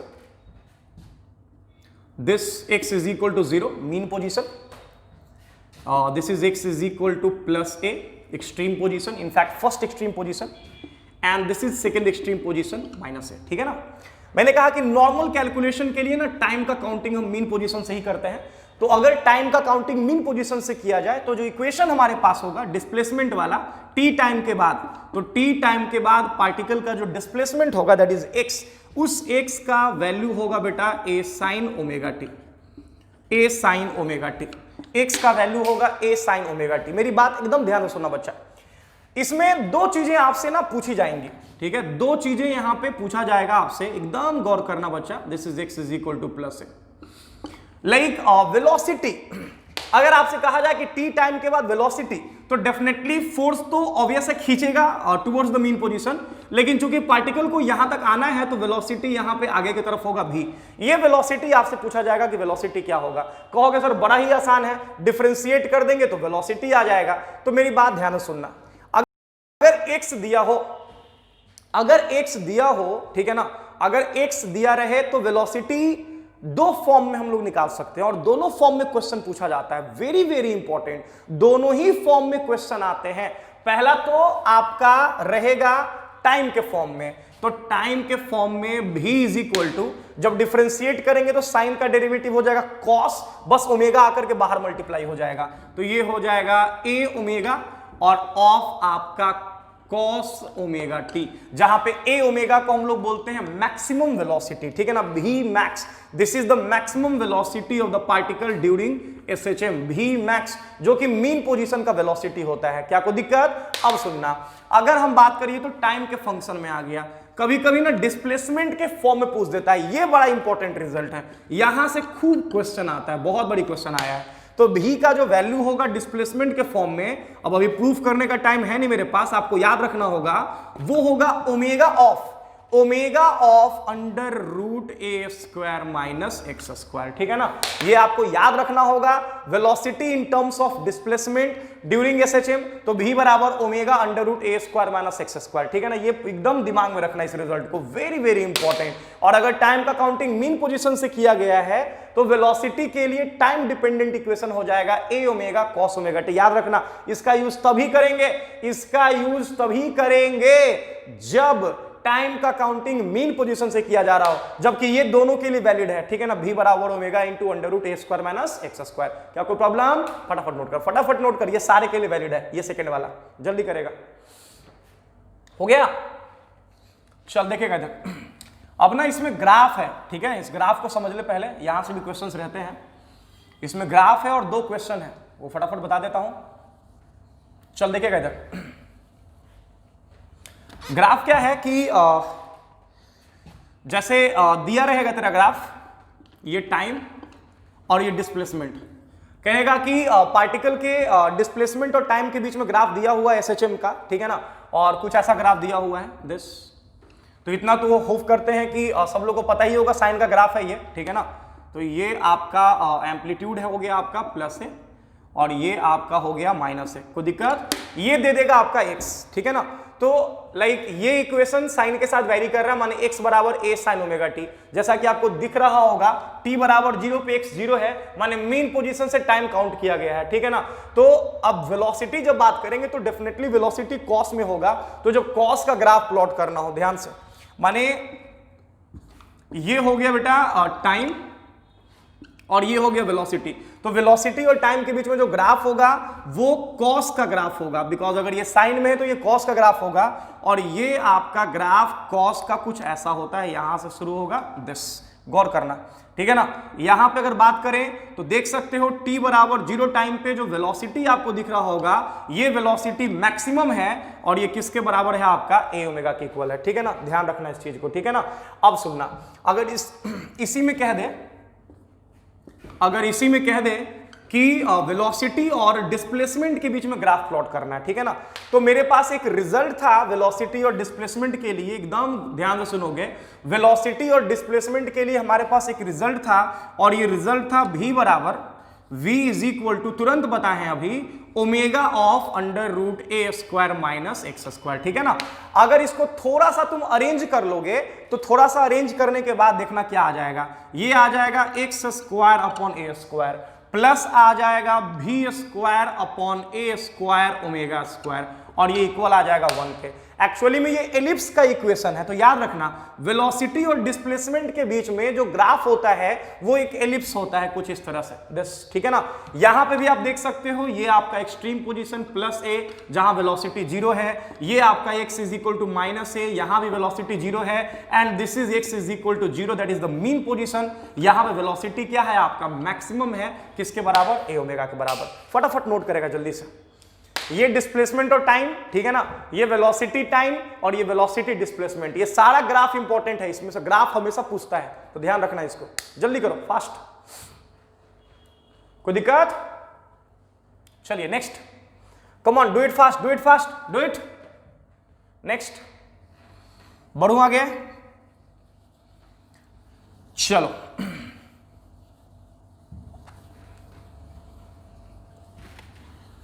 ठीक है ना, कर लेंगे ऐसे काम। चलिए अब इसमें दो क्वेश्चन मैं करा दे रहा हूं, ठीक है ना, क्योंकि ऐसे क्वेश्चन जो है पूछे भी गए हैं नीट वाले एग्जाम में, ठीक है ना, जेई मेन के भी एग्जाम में ऐसे क्वेश्चन आ गए हैं, तो ये ऐसे क्वेश्चन पूछे जाते हैं, तो बस डायग्राम की हेल्प से मैं करा दे रहा हूं इसको, ठीक है ना। तो इसमें क्या है ना कि ऐसा क्वेश्चन भी दिया रहेगा आपका कि मान लो ये आपका x is equal to 0 that is the mean position, और like x is equal to plus a that is the amplitude, and this is x is equal to minus a that is the second extreme position. इसमें कह देगा ना कि आपको बताना है कि जब पार्टिकल मीन पोजीशन से a/3 डिस्टेंस ट्रेवल कर चुका होगा, ठीक है ना, towards like moving towards like positive extreme position, तो बताना है कि उस समय पार्टिकल का स्पीड कितना होगा, ठीक है ना। माने कि यहां से शुरू किया और जब ये पार्टिकल a/3 डिस्टेंस ट्रेवल कर चुका होगा तो यहां पे इसका स्पीड कितना होगा। तो ये स्पीड, ये सब पूछा हुआ क्वेश्चन है, माने ओमेगा दिया रहेगा, एम्पलीट्यूड दिया रहेगा, v बोल देगा निकालने के लिए, तो कुछ नहीं करना है, बस सीधा v बराबर ओमेगा अंडर रूट बोलो a स्क्वायर और माइनस क्या आपका x स्क्वायर। क्या कोई दिक्कत, ये x के जगह वैल्यू पुट कर देंगे a/3, अगर पुट कर देते हैं तो v इज इक्वल टू आ गया omega under root a square minus x square, तो ये हो जाएगा a स्क्वायर अपॉन क्या आपका 9a square minus a square कितना हो जाएगा बेटा 8a स्क्वायर बाई 9। जब रूट से बाहर निकालोगे तो v का जो वैल्यू है ये आपका आ जाएगा 2√2 omega 2√2 omega and divided by 9 का रूट बाहर आएगा तो हो जाएगा कितना आपका 3। तो ये हो गया आंसर। बन जाएगा ऐसा सवाल, जल्दी करेगा फास्ट। अब देखना आगे बढ़ रहा हूं नेक्स्ट। अब इसी में क्वेश्चन ऐसा भी पूछ देता है, ठीक है ना, कि ऐसा भी क्वेश्चन पूछ देता है कभी कभी, ठीक है, ध्यान देना मेरी बात पे। कभी कभी ऐसा क्वेश्चन पूछ देता है बच्चा कि एक पार्टिकल है जो कि मीन पोजीशन से स्टार्ट कर रहा है, टाइम का काउंटिंग मीन पोजीशन से स्टार्ट कर रहा है, मीन पोजीशन से जो है वो extreme position, positive extreme position की तरफ जा रहा है। बोल देगा ना कि बताओ कि कितने डिस्प्लेसमेंट के बाद या कितना डिस्टेंस ट्रेवल करने के बाद पार्टिकल का जो आपका वेलोसिटी है वो आपका पार्टिकल का जो वेलोसिटी है वो मैक्सिमम वेलोसिटी का आधा हो जाएगा, ठीक है ना। माने कितना डिस्टेंस ट्रेवल करने के बाद जो पार्टिकल का वेलोसिटी है वो मैक्सिमम वेलोसिटी का आधा हो जाएगा। ये क्वेश्चन खूब पूछता है, कभी कभी आधा बोल देगा, कभी कभी 1/3 बोल देगा, कभी कभी 1/4 बोल देगा। तो जैसा क्वेश्चन रहेगा वैसे ही प्रोसीड कर जाइए। तो ये मान लो कि x डिस्टेंस ट्रेवल करने के बाद जो वेलोसिटी है वो मैक्सिमम का आधा हो गया। ये क्वेश्चन में दिया रहेगा कि जो v है ये आपका v max and divided by क्या हो गया आपका 2। बोलेगा x का वैल्यू निकाल के दिखा, तो v के लिए रिजल्ट है हमारे पास ओमेगा अंडर रूट, नहीं बोल रहे हो, a square minus X square is equal to v max. तो v मैक्स के लिए फॉर्मूला मैंने बताया अभी, a ओमेगा होता है और अपॉन क्या आपका 2। यहां से ओमेगा से ये ओमेगा क्या हो गया कैंसिल, आप दोनों साइड में स्क्वायर कर दो तो ये हो जाएगा a square minus X square is equal to 1/2, a/2 का स्क्वायर करेंगे तो ये हो जाएगा a स्क्वायर बाई 4। इसको इधर लेके आ, इसको उधर लेके जा, माने ये तेरा हो जाएगा a square minus a square by 4 is equal to क्या आपका X square. Let in place that, ये साइन भी लगा दे भाई। तो ये a square minus a square by 4 is equal to X square. LCM ले लो यहाँ पे 4a square minus a square by 4 माने √3a स्क्वायर बाई 4 माने एक्स स्क्वायर का वैल्यू आ गया, ये आपका हो गया 3a स्क्वायर अपॉन 4। तो क्या यहाँ से हमारा x निकल जाएगा बेटा, x का वैल्यू आएगा √3a बाई 2। माने मीन पोजीशन से √3a बाई 2 डिस्टेंस ट्रेवल करने के बाद जब वो पॉजिटिव एक्सट्रीम पोजीशन की तरफ बढ़ रहा होगा तो √3a बाई 2 डिस्टेंस ट्रेवल करने के बाद उसका जो स्पीड होगा वो मैक्सिमम स्पीड का क्या हो जाएगा आपका आधा हो जाएगा। क्योंकि मीन पोजीशन पे तो स्पीड मैक्सिमम था, तो √3a बाई 2 डिस्टेंस कवर करने के बाद उसका जो स्पीड होगा मैक्सिमम का आधा हो जाएगा। कभी कभी मैक्सिमम का 1/3, कभी कभी मैक्सिमम का 1/4, कभी कभी मैक्सिमम का 1/8। तो जो भी दिया रहेगा ऐसे प्रोसीड कर जाइए। क्या कोई दिक्कत, फटाफट नोट करेगा। नेक्स्ट आगे बढ़ते हैं, एक क्वेश्चन और इस पे लेंगे हम, ठीक है ना, देखोगे कैसे।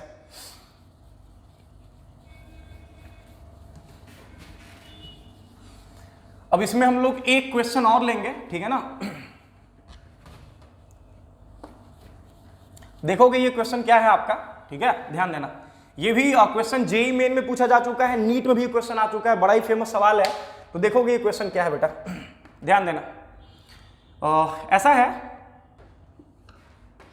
This is x is equal to 0, that is the mean position, और this is x is equal to plus a and this is x is equal to minus a। Question में क्या देगा ना कि एक पार्टिकल है जो मीन पोजीशन से शुरू होकर के लाइक पॉजिटिव एक्सट्रीम पोजीशन की तरफ बढ़ रहा है। जब पार्टिकल पॉजिटिव एक्सट्रीम पोजीशन की तरफ बढ़ रहा था तो बेटा कह देगा क्वेश्चन में ना कि जब पार्टिकल x1 डिस्प्लेस हो चुका है तो वहां का स्पीड दे देगा v1, क्योंकि लिखवाने का और लिखने का टाइम है नहीं यार, ठीक है ना। तो और जो है अरेंजमेंट उसमें ही सब कुछ करना है, तो इसलिए हम डायरेक्ट जो है बोल रहे हैं, आप क्वेश्चन समझ लो। तो मीन से एक्सट्रीम की तरफ जा रहा है, जब x1 डिस्प्लेस हो गया तो स्पीड हो गया v1, जबकि पार्टिकल जब x2 डिस्प्लेस हुआ ड्यूरिंग द जर्नी तो उसका स्पीड जो है वो हो गया v2, ठीक है। तो आपसे पूछ देगा ना कि बताओ कि पार्टिकल का टाइम पीरियड ऑफ ऑक्सीलेशन क्या होगा, मतलब ऑक्सीलेशन टाइम पीरियड जो है like t is equal to what. कभी कभी टाइम पीरियड पूछ देता है, कभी कभी फ्रीक्वेंसी पूछ देता है, तो t बराबर 2πf, t is equal to 2πf का यूज कर लेंगे तो फ्रीक्वेंसी निकल जाएगा। तो मेरी बात ध्यान से सुनियो, तो टाइम पीरियड पूछ देगा कितना होगा, कहेगा सर कैसे निकालेंगे सर। तो भाई ऐसे क्वेश्चंस के लिए जहां पे वेलोसिटी और डिस्प्लेसमेंट से कनेक्टेड सवाल हो, सीधा यूज करोगे v इज इक्वल टू बोलो omega of under root A square minus क्या आपका X square. v is equal to omega of under root A square minus X square. कहोगे सर इसका यूज कैसे करेंगे सर, तो ऐसे करेंगे, देखना ध्यान से। मैंने कहा जब डिस्प्लेसमेंट x1 है तो स्पीड क्या है v1, तो यहां पे v1 ऐसे लिखेंगे, v1 is equal to omega, तो वही रहेगा, अंडर रूट ए भी वही रहेगा, यहां पे हो जाएगा x1 का स्क्वायर। क्या कोई दिक्कत, ये तू मान ले पहला नंबर इक्वेशन। दूसरा v की जगह लिख देंगे v2 is equal to omega under root, लिख देंगे यहां पे a स्क्वायर माइनस x2 का स्क्वायर। अब सुनना, यहां पे आके लोग फंस जाते हैं, कितना लोग यहां डिवाइड दे देगा, अब एक गधा डिवाइड दे देगा तो ओमेगा कैंसिल हो जाएगा, तो निकालेगा क्या, यहां एम्पलीट्यूड थोड़ी निकालना है। अगर एम्पलीट्यूड निकालने के लिए बोलता तो ठीक है डिवाइड दे दे तो एम्पलीट्यूड निकल जाता, लेकिन हमसे टाइम पीरियड पूछा गया, टाइम पीरियड, तो टाइम पीरियड के लिए ओमेगा चाहिए होगा, तभी जाकर के अगर ओमेगा निकल गया तो omega is equal to 2π/t का यूज करके हम लोग टाइम पीरियड निकाल लेंगे, ठीक है ना। तो आप कहोगे तो क्या करेंगे सर, आपके लिए अनवांटेड टर्म यहां ए है, ए एम्पलीट्यूड, वो नहीं चाहिए, किसी तरह से ए हट जाए तो काम बन जाएगा। कहोगे सर कैसे हटाएंगे सर ए को, तो बहुत आसान है, देखोगे ध्यान से। ऐसा करते हैं कि फर्स्ट नंबर इक्वेशन को ना स्क्वायर कर देते हैं। अगर फर्स्ट वाले को स्क्वायर कर दिया जाए तो स्क्वायर करने के बाद हो जाएगा v1 का स्क्वायर, इधर मल्टीप्लाई भी कर देते हैं, ये हो जाएगा omega square A square minus ये हो जाएगा ओमेगा स्क्वायर इंटू x1 का स्क्वायर। अब आते हैं दूसरा, लाइक जब हम आएंगे इसका स्क्वायर करने पे तो काम हो गया। अब हम v2 वाले को स्क्वायर कर देते हैं, जब v2 वाले को स्क्वायर कर देंगे तो ये आपका हो जाएगा v2 का स्क्वायर इज इक्वल टू, ये भी मल्टीप्लाई होगा, ये हो जाएगा omega square A square minus हो जाएगा ओमेगा स्क्वायर इंटू x2 का स्क्वायर। कोई दिक्कत, अब कहोगे सर अब क्या करेंगे, तो अब क्या, अब आंसर लिखेंगे और क्या, सब्ट्रैक्ट कर दो दोनों को, ये माइनस और ये हो जाएगा प्लस। जैसे सब्ट्रैक्ट करोगे ये तुम्हारा अनवांटेड टर्म एम्पलीट्यूड वाला खत्म हो गया, लेकिन ओमेगा स्टिल अवेलेबल है। अब क्या करेंगे, जब सब्ट्रैक्ट करेंगे तो v1 square minus v2 square कर लो यार, ये भी कैलकुलेशन कर ही देते हैं।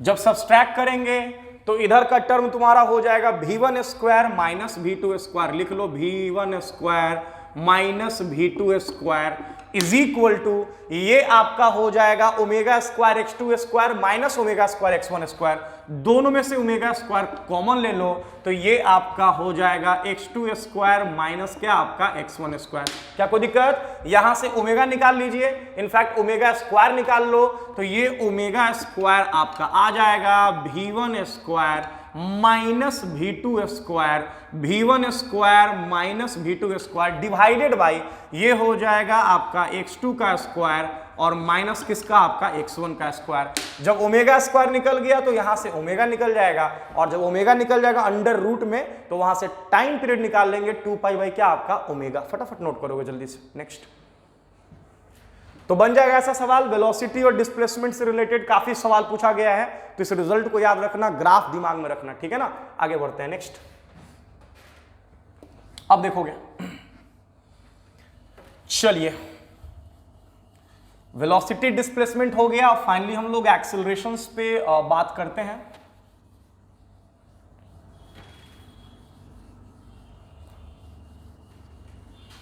ठीक है, चलिए देखिएगा ध्यान से बेटा।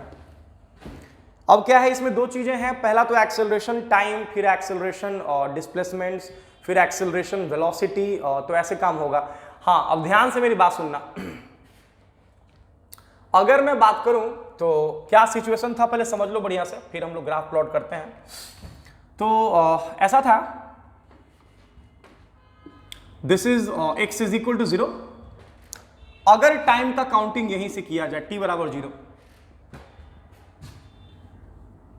अगर टाइम का काउंटिंग मीन पोजीशन से किया जाए, and this is x is equal to क्या, आपका प्लस a।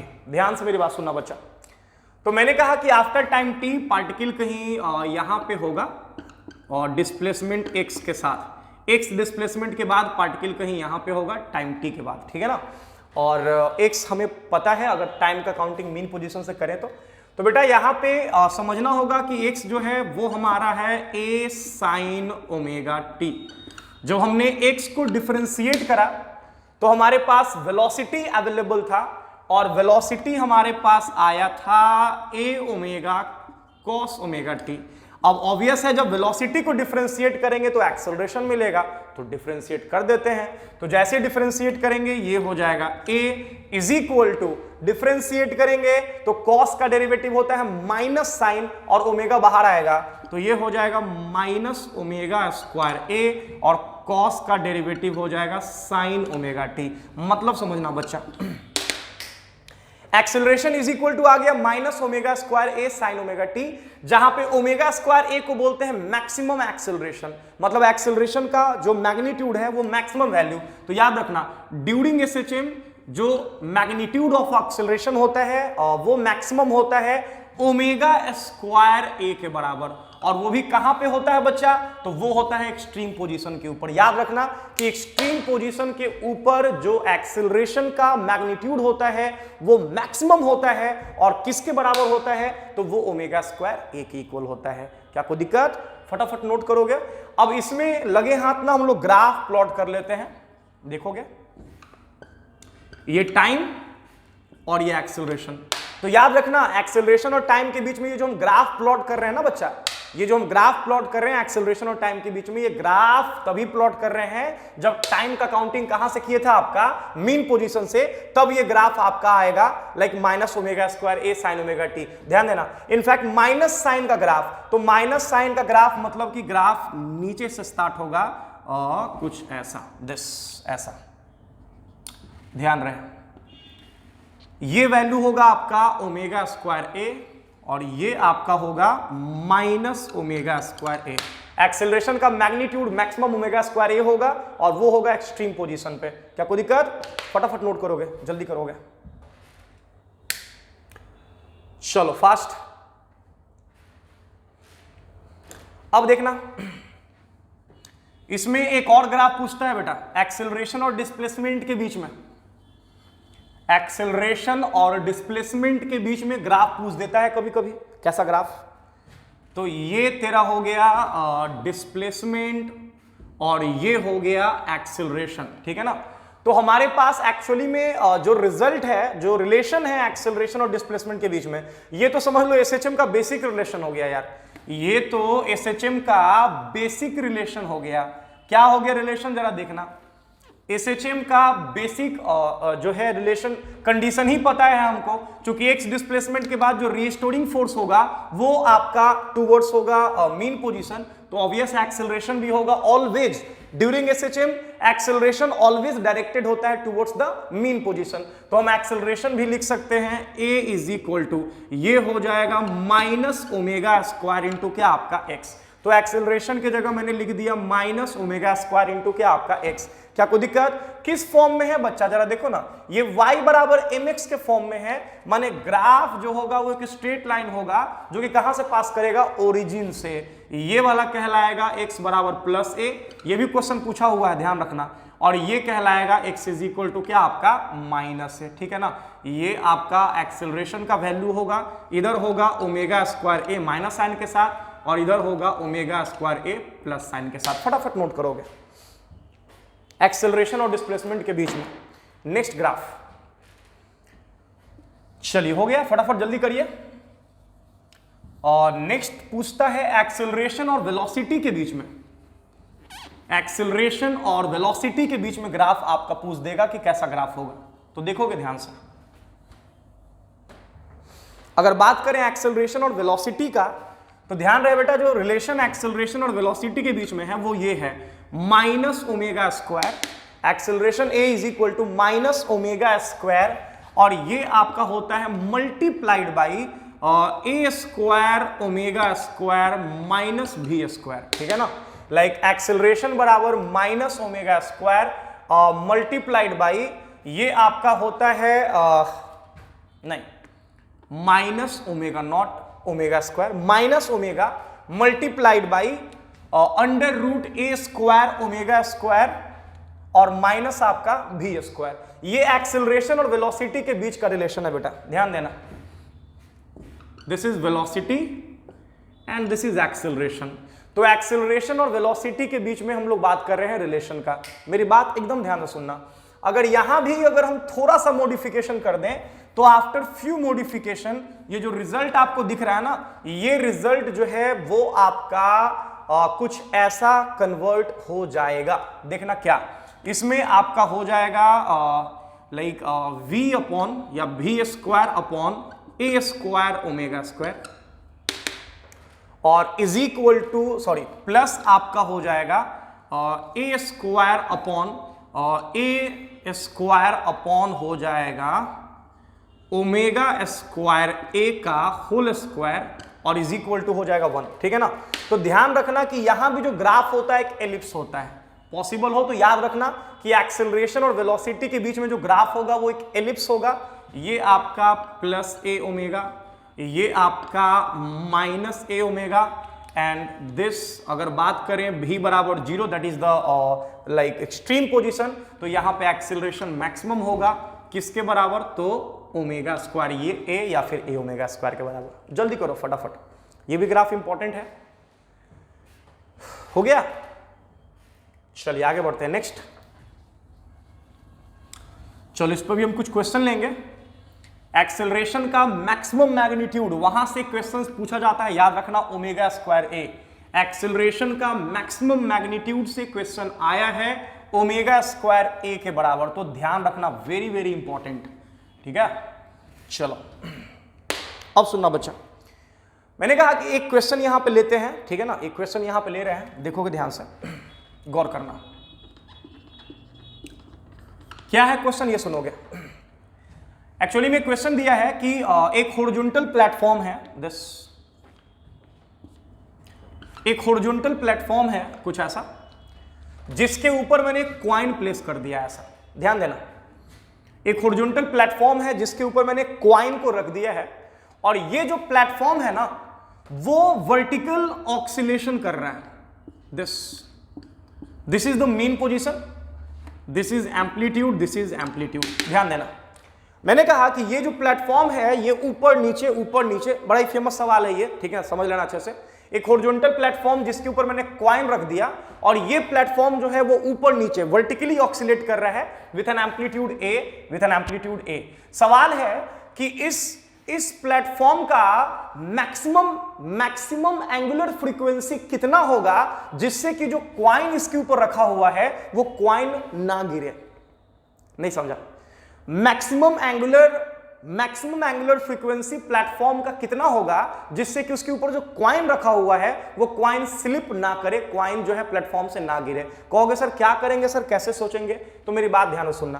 क्वेश्चन क्या है हम लिख नहीं पाएंगे यार, टाइम नहीं उतना मेरे पास। तो सीधा क्वेश्चन चाहो तो लिख लो कि find the maximum angular frequency of the platform so that the coin placed over it does not slip. क्या कोई दिक्कत?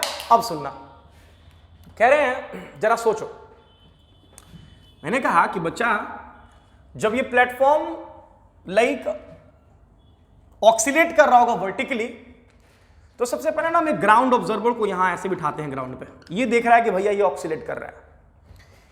लाइक जिस समय ये प्लेटफॉर्म अपने एक्सट्रीम पोजीशन में पहुंचेगा, दिस ए एम्पलीट्यूड के साथ जब एक्सट्रीम पोजीशन में पहुंचेगा, तो डेफिनेटली इस समय प्लेटफॉर्म का जो एक्सेलरेशन होगा मैक्सिमम होगा और डायरेक्टेड होगा टुवर्ड्स द मीन पोजीशन, जो कि ओमेगा स्क्वायर ए के बराबर होगा, मैक्सिमम एक्सेलरेशन।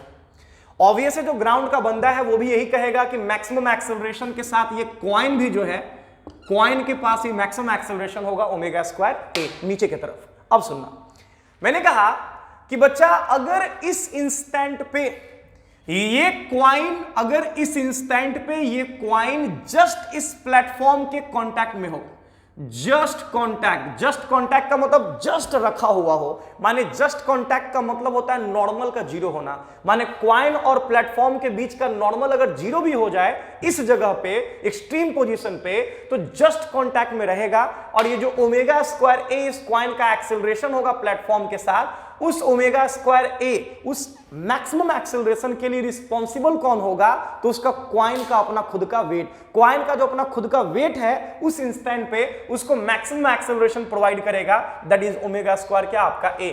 माने क्वाइन का वेट अगर लिखें तो ये हो जाएगा mg, और mg ये हो गया आपका फोर्स, दैट इज क्वाइन का वेट, और ये इक्वल हो जाएगा मास और into acceleration omega square A, that is the maximum acceleration. ये m से m हो गया कैंसिल, यहां से आपका ओमेगा स्क्वायर निकल जाएगा जो कि g अपॉन a के इक्वल आएगा। यहां से आप ओमेगा निकाल सकते हो, omega is equal to under root g upon क्या आपका a। This is the maximum angular frequency जिसके साथ ये प्लेटफॉर्म ऑक्सीलेट कर सकता है बिना क्वाइन को नीचे गिराए हुए। क्या कोई दिक्कत? फटाफट नोट करोगे। नेक्स्ट, हाँ बढ़ता हूं आगे, नेक्स्ट नंबर। तो ऐसे बना लीजिएगा क्वेश्चन, ये भी काफी फेमस सवाल है, ये काफी बारी क्वेश्चन आ चुका है, जेई में, नीट सब में आ चुका है ये क्वेश्चन। बढ़ते हैं आगे। तो एक्सेलरेशंस तक हमने जो है निपटा दिया यहां पे, ठीक है ना, एकदम ध्यान रखना इस चीज को। अच्छा एक चीज जो है अभी और थोड़ा सा मैं बता दे रहा हूं, ठीक है ना, क्योंकि ये भी क्वेश्चन पूछा जा चुका है बहुत बारी, तो जब इतना पढ़ लिए तो इसको छोड़ने का कोई तुक नहीं बनता है, ध्यान रखना। अगर टाइम का काउंटिंग हम मीन पोजीशन से करते हैं तो डिस्प्लेसमेंट के लिए जो इक्वेशन हमारे पास आया है वो आया है x is equal to A sine omega t. Displacement आया है a sine omega t, velocity आया है a omega, that is the maximum velocity, cos omega t. इस कॉस ओमेगा टी को हम लोग ऐसे भी लिख सकते हैं like a omega sine omega t plus pi by 2, sine 90 plus theta cos theta. Next acceleration आया है ए बराबर माइनस ओमेगा स्क्वायर ए और इनटू आया है साइन ओमेगा टी। तुरंत देखे होंगे आप लोग, जहां पे ओमेगा स्क्वायर ए मैक्सिमम एक्सेलरेशन है, इसको ऐसे भी लिख सकते हैं omega square A multiplied by sine, क्योंकि माइनस था, माइनस के लिए करते क्या है कि यहां पे ओमेगा टी प्लस पाई कर देते हैं, क्योंकि sine 180 plus theta minus sine theta होता है। अब आप देख सकते हो सब साइन में, ये भी साइन में, ये भी साइन में, ये भी साइन में। मैंने कहा कि ये कंप्लीट, ये ओमेगा टी को हम लोग बोलेंगे फेज एंगल, ये भी कहलाएगा फेज एंगल किसका? वेलोसिटी का। ये कहलाएगा फेज एंगल किसका? एक्सेलरेशन का। याद रखना इस कंप्लीट एंगल को हम लोग फेज एंगल या फिर आर्गुमेंट बोलते हैं। याद रखना इस कंप्लीट एंगल को हम लोग फेज एंगल या फिर क्या बोलते हैं आपका आर्ग्यूमेंट बोलते हैं। तो आप देख सकते हो तीनों के फेज एंगल में कितने का डिफरेंस है। कभी कभी पूछेगा कि अगर कोई particle simple harmonic motion perform कर रहा है तो बताइए कि डिस्प्लेसमेंट और वेलोसिटी के बीच में कितने का फेज डिफरेंस होगा, तो ओमेगा टी और omega t plus pi by 2 दोनों के बीच में कितने का फेज डिफरेंस है बेटा, पाई बाई 2 का, 90 डिग्री का, याद रखना। अगर कभी पूछ दे ऐसा कि पार्टिकल सिंपल हार्मोनिकली ऑक्सीलेट कर रहा है, बताइए वेलोसिटी और एक्सेलरेशन के बीच में कितने का फेज डिफरेंस होगा, तो पाई में से पाई बाई 2 घटेगा, बिकॉज ये तो सेम ही है, ये भी हो जाएगा पाई बाई 2, याद रखना, very very important.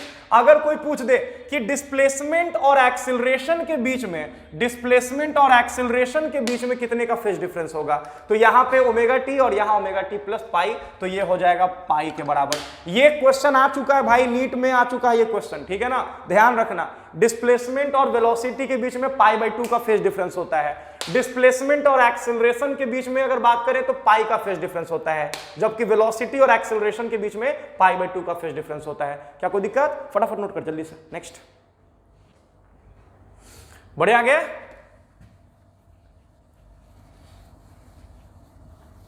I hope यहां तक कोई दिक्कत नहीं होगा आप लोगों को, बहुत ही बढ़िया से समझ आ रहा होगा आप लोगों को।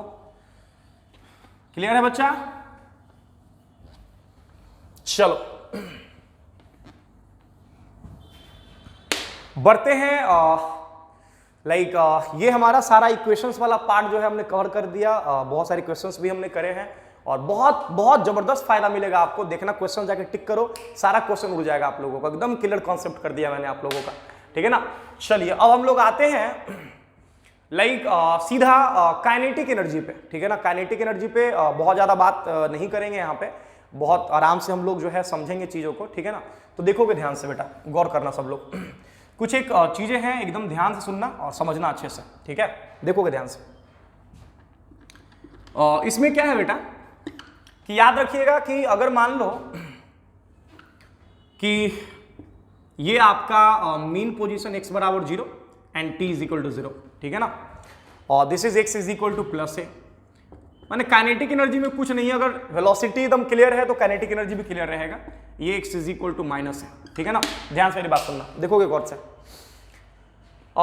इसमें क्या है बेटा, ये t इज इक्वल टू 0, अब x डिस्प्लेसमेंट के बाद अगर बात करें, माने t टाइम के बाद, x डिस्प्लेसमेंट के बाद अगर आपसे कोई कह दे कि काइनेटिक एनर्जी यहां पे कितना होगा, ठीक है, तो डेफिनेटली यहां पे अगर आपको वेलोसिटी पता हो, स्पीड पता हो, तो काइनेटिक एनर्जी भी लिख सकते हो। कितना होगा बेटा, हाफ एम वी स्क्वायर, ठीक है।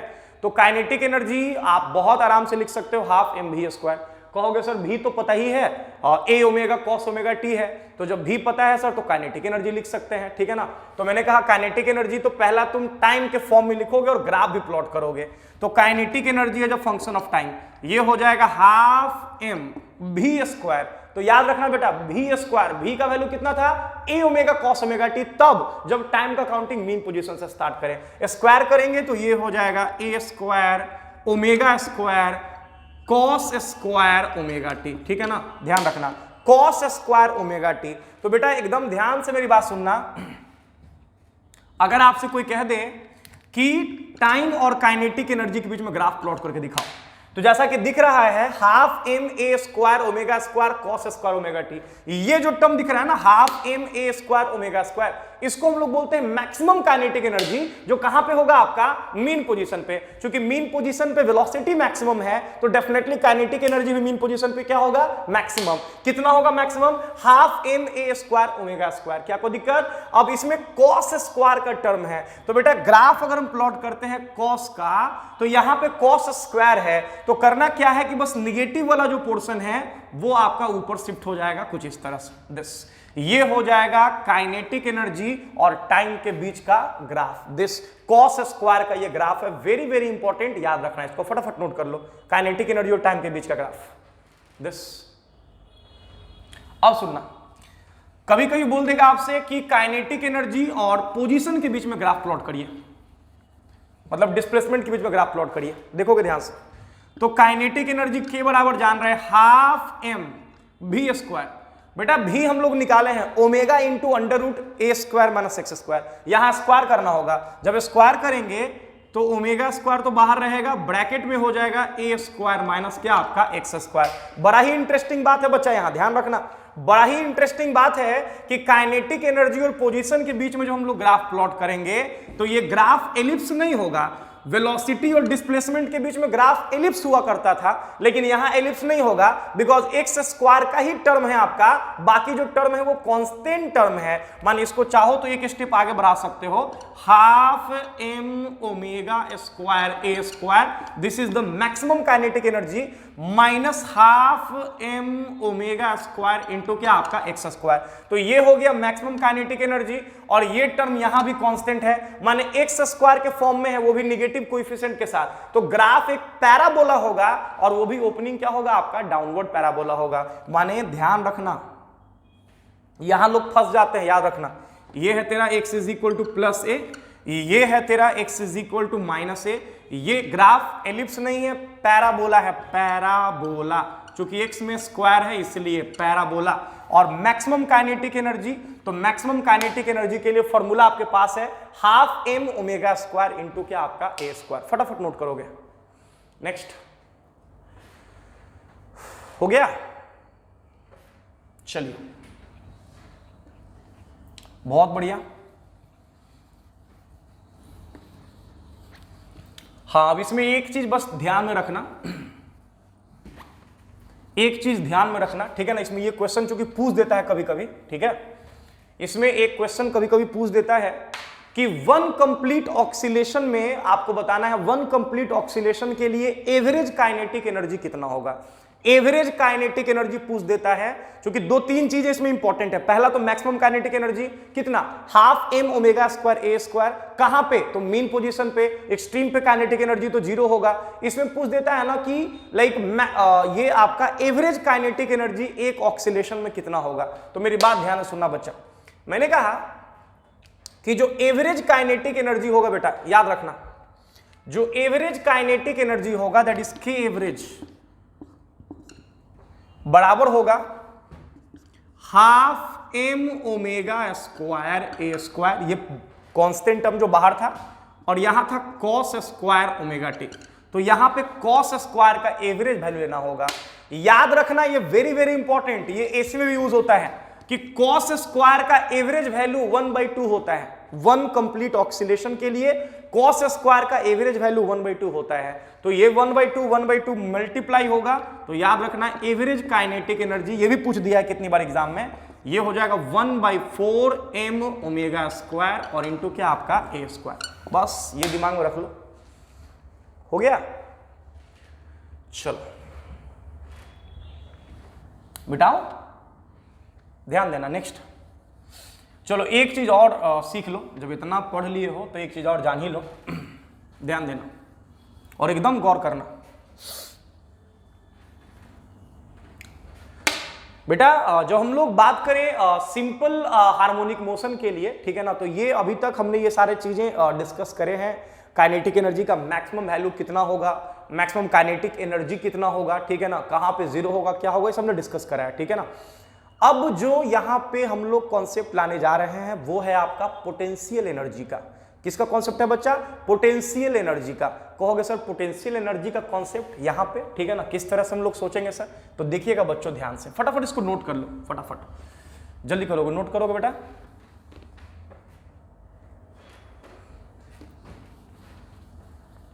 हो गया, चलिए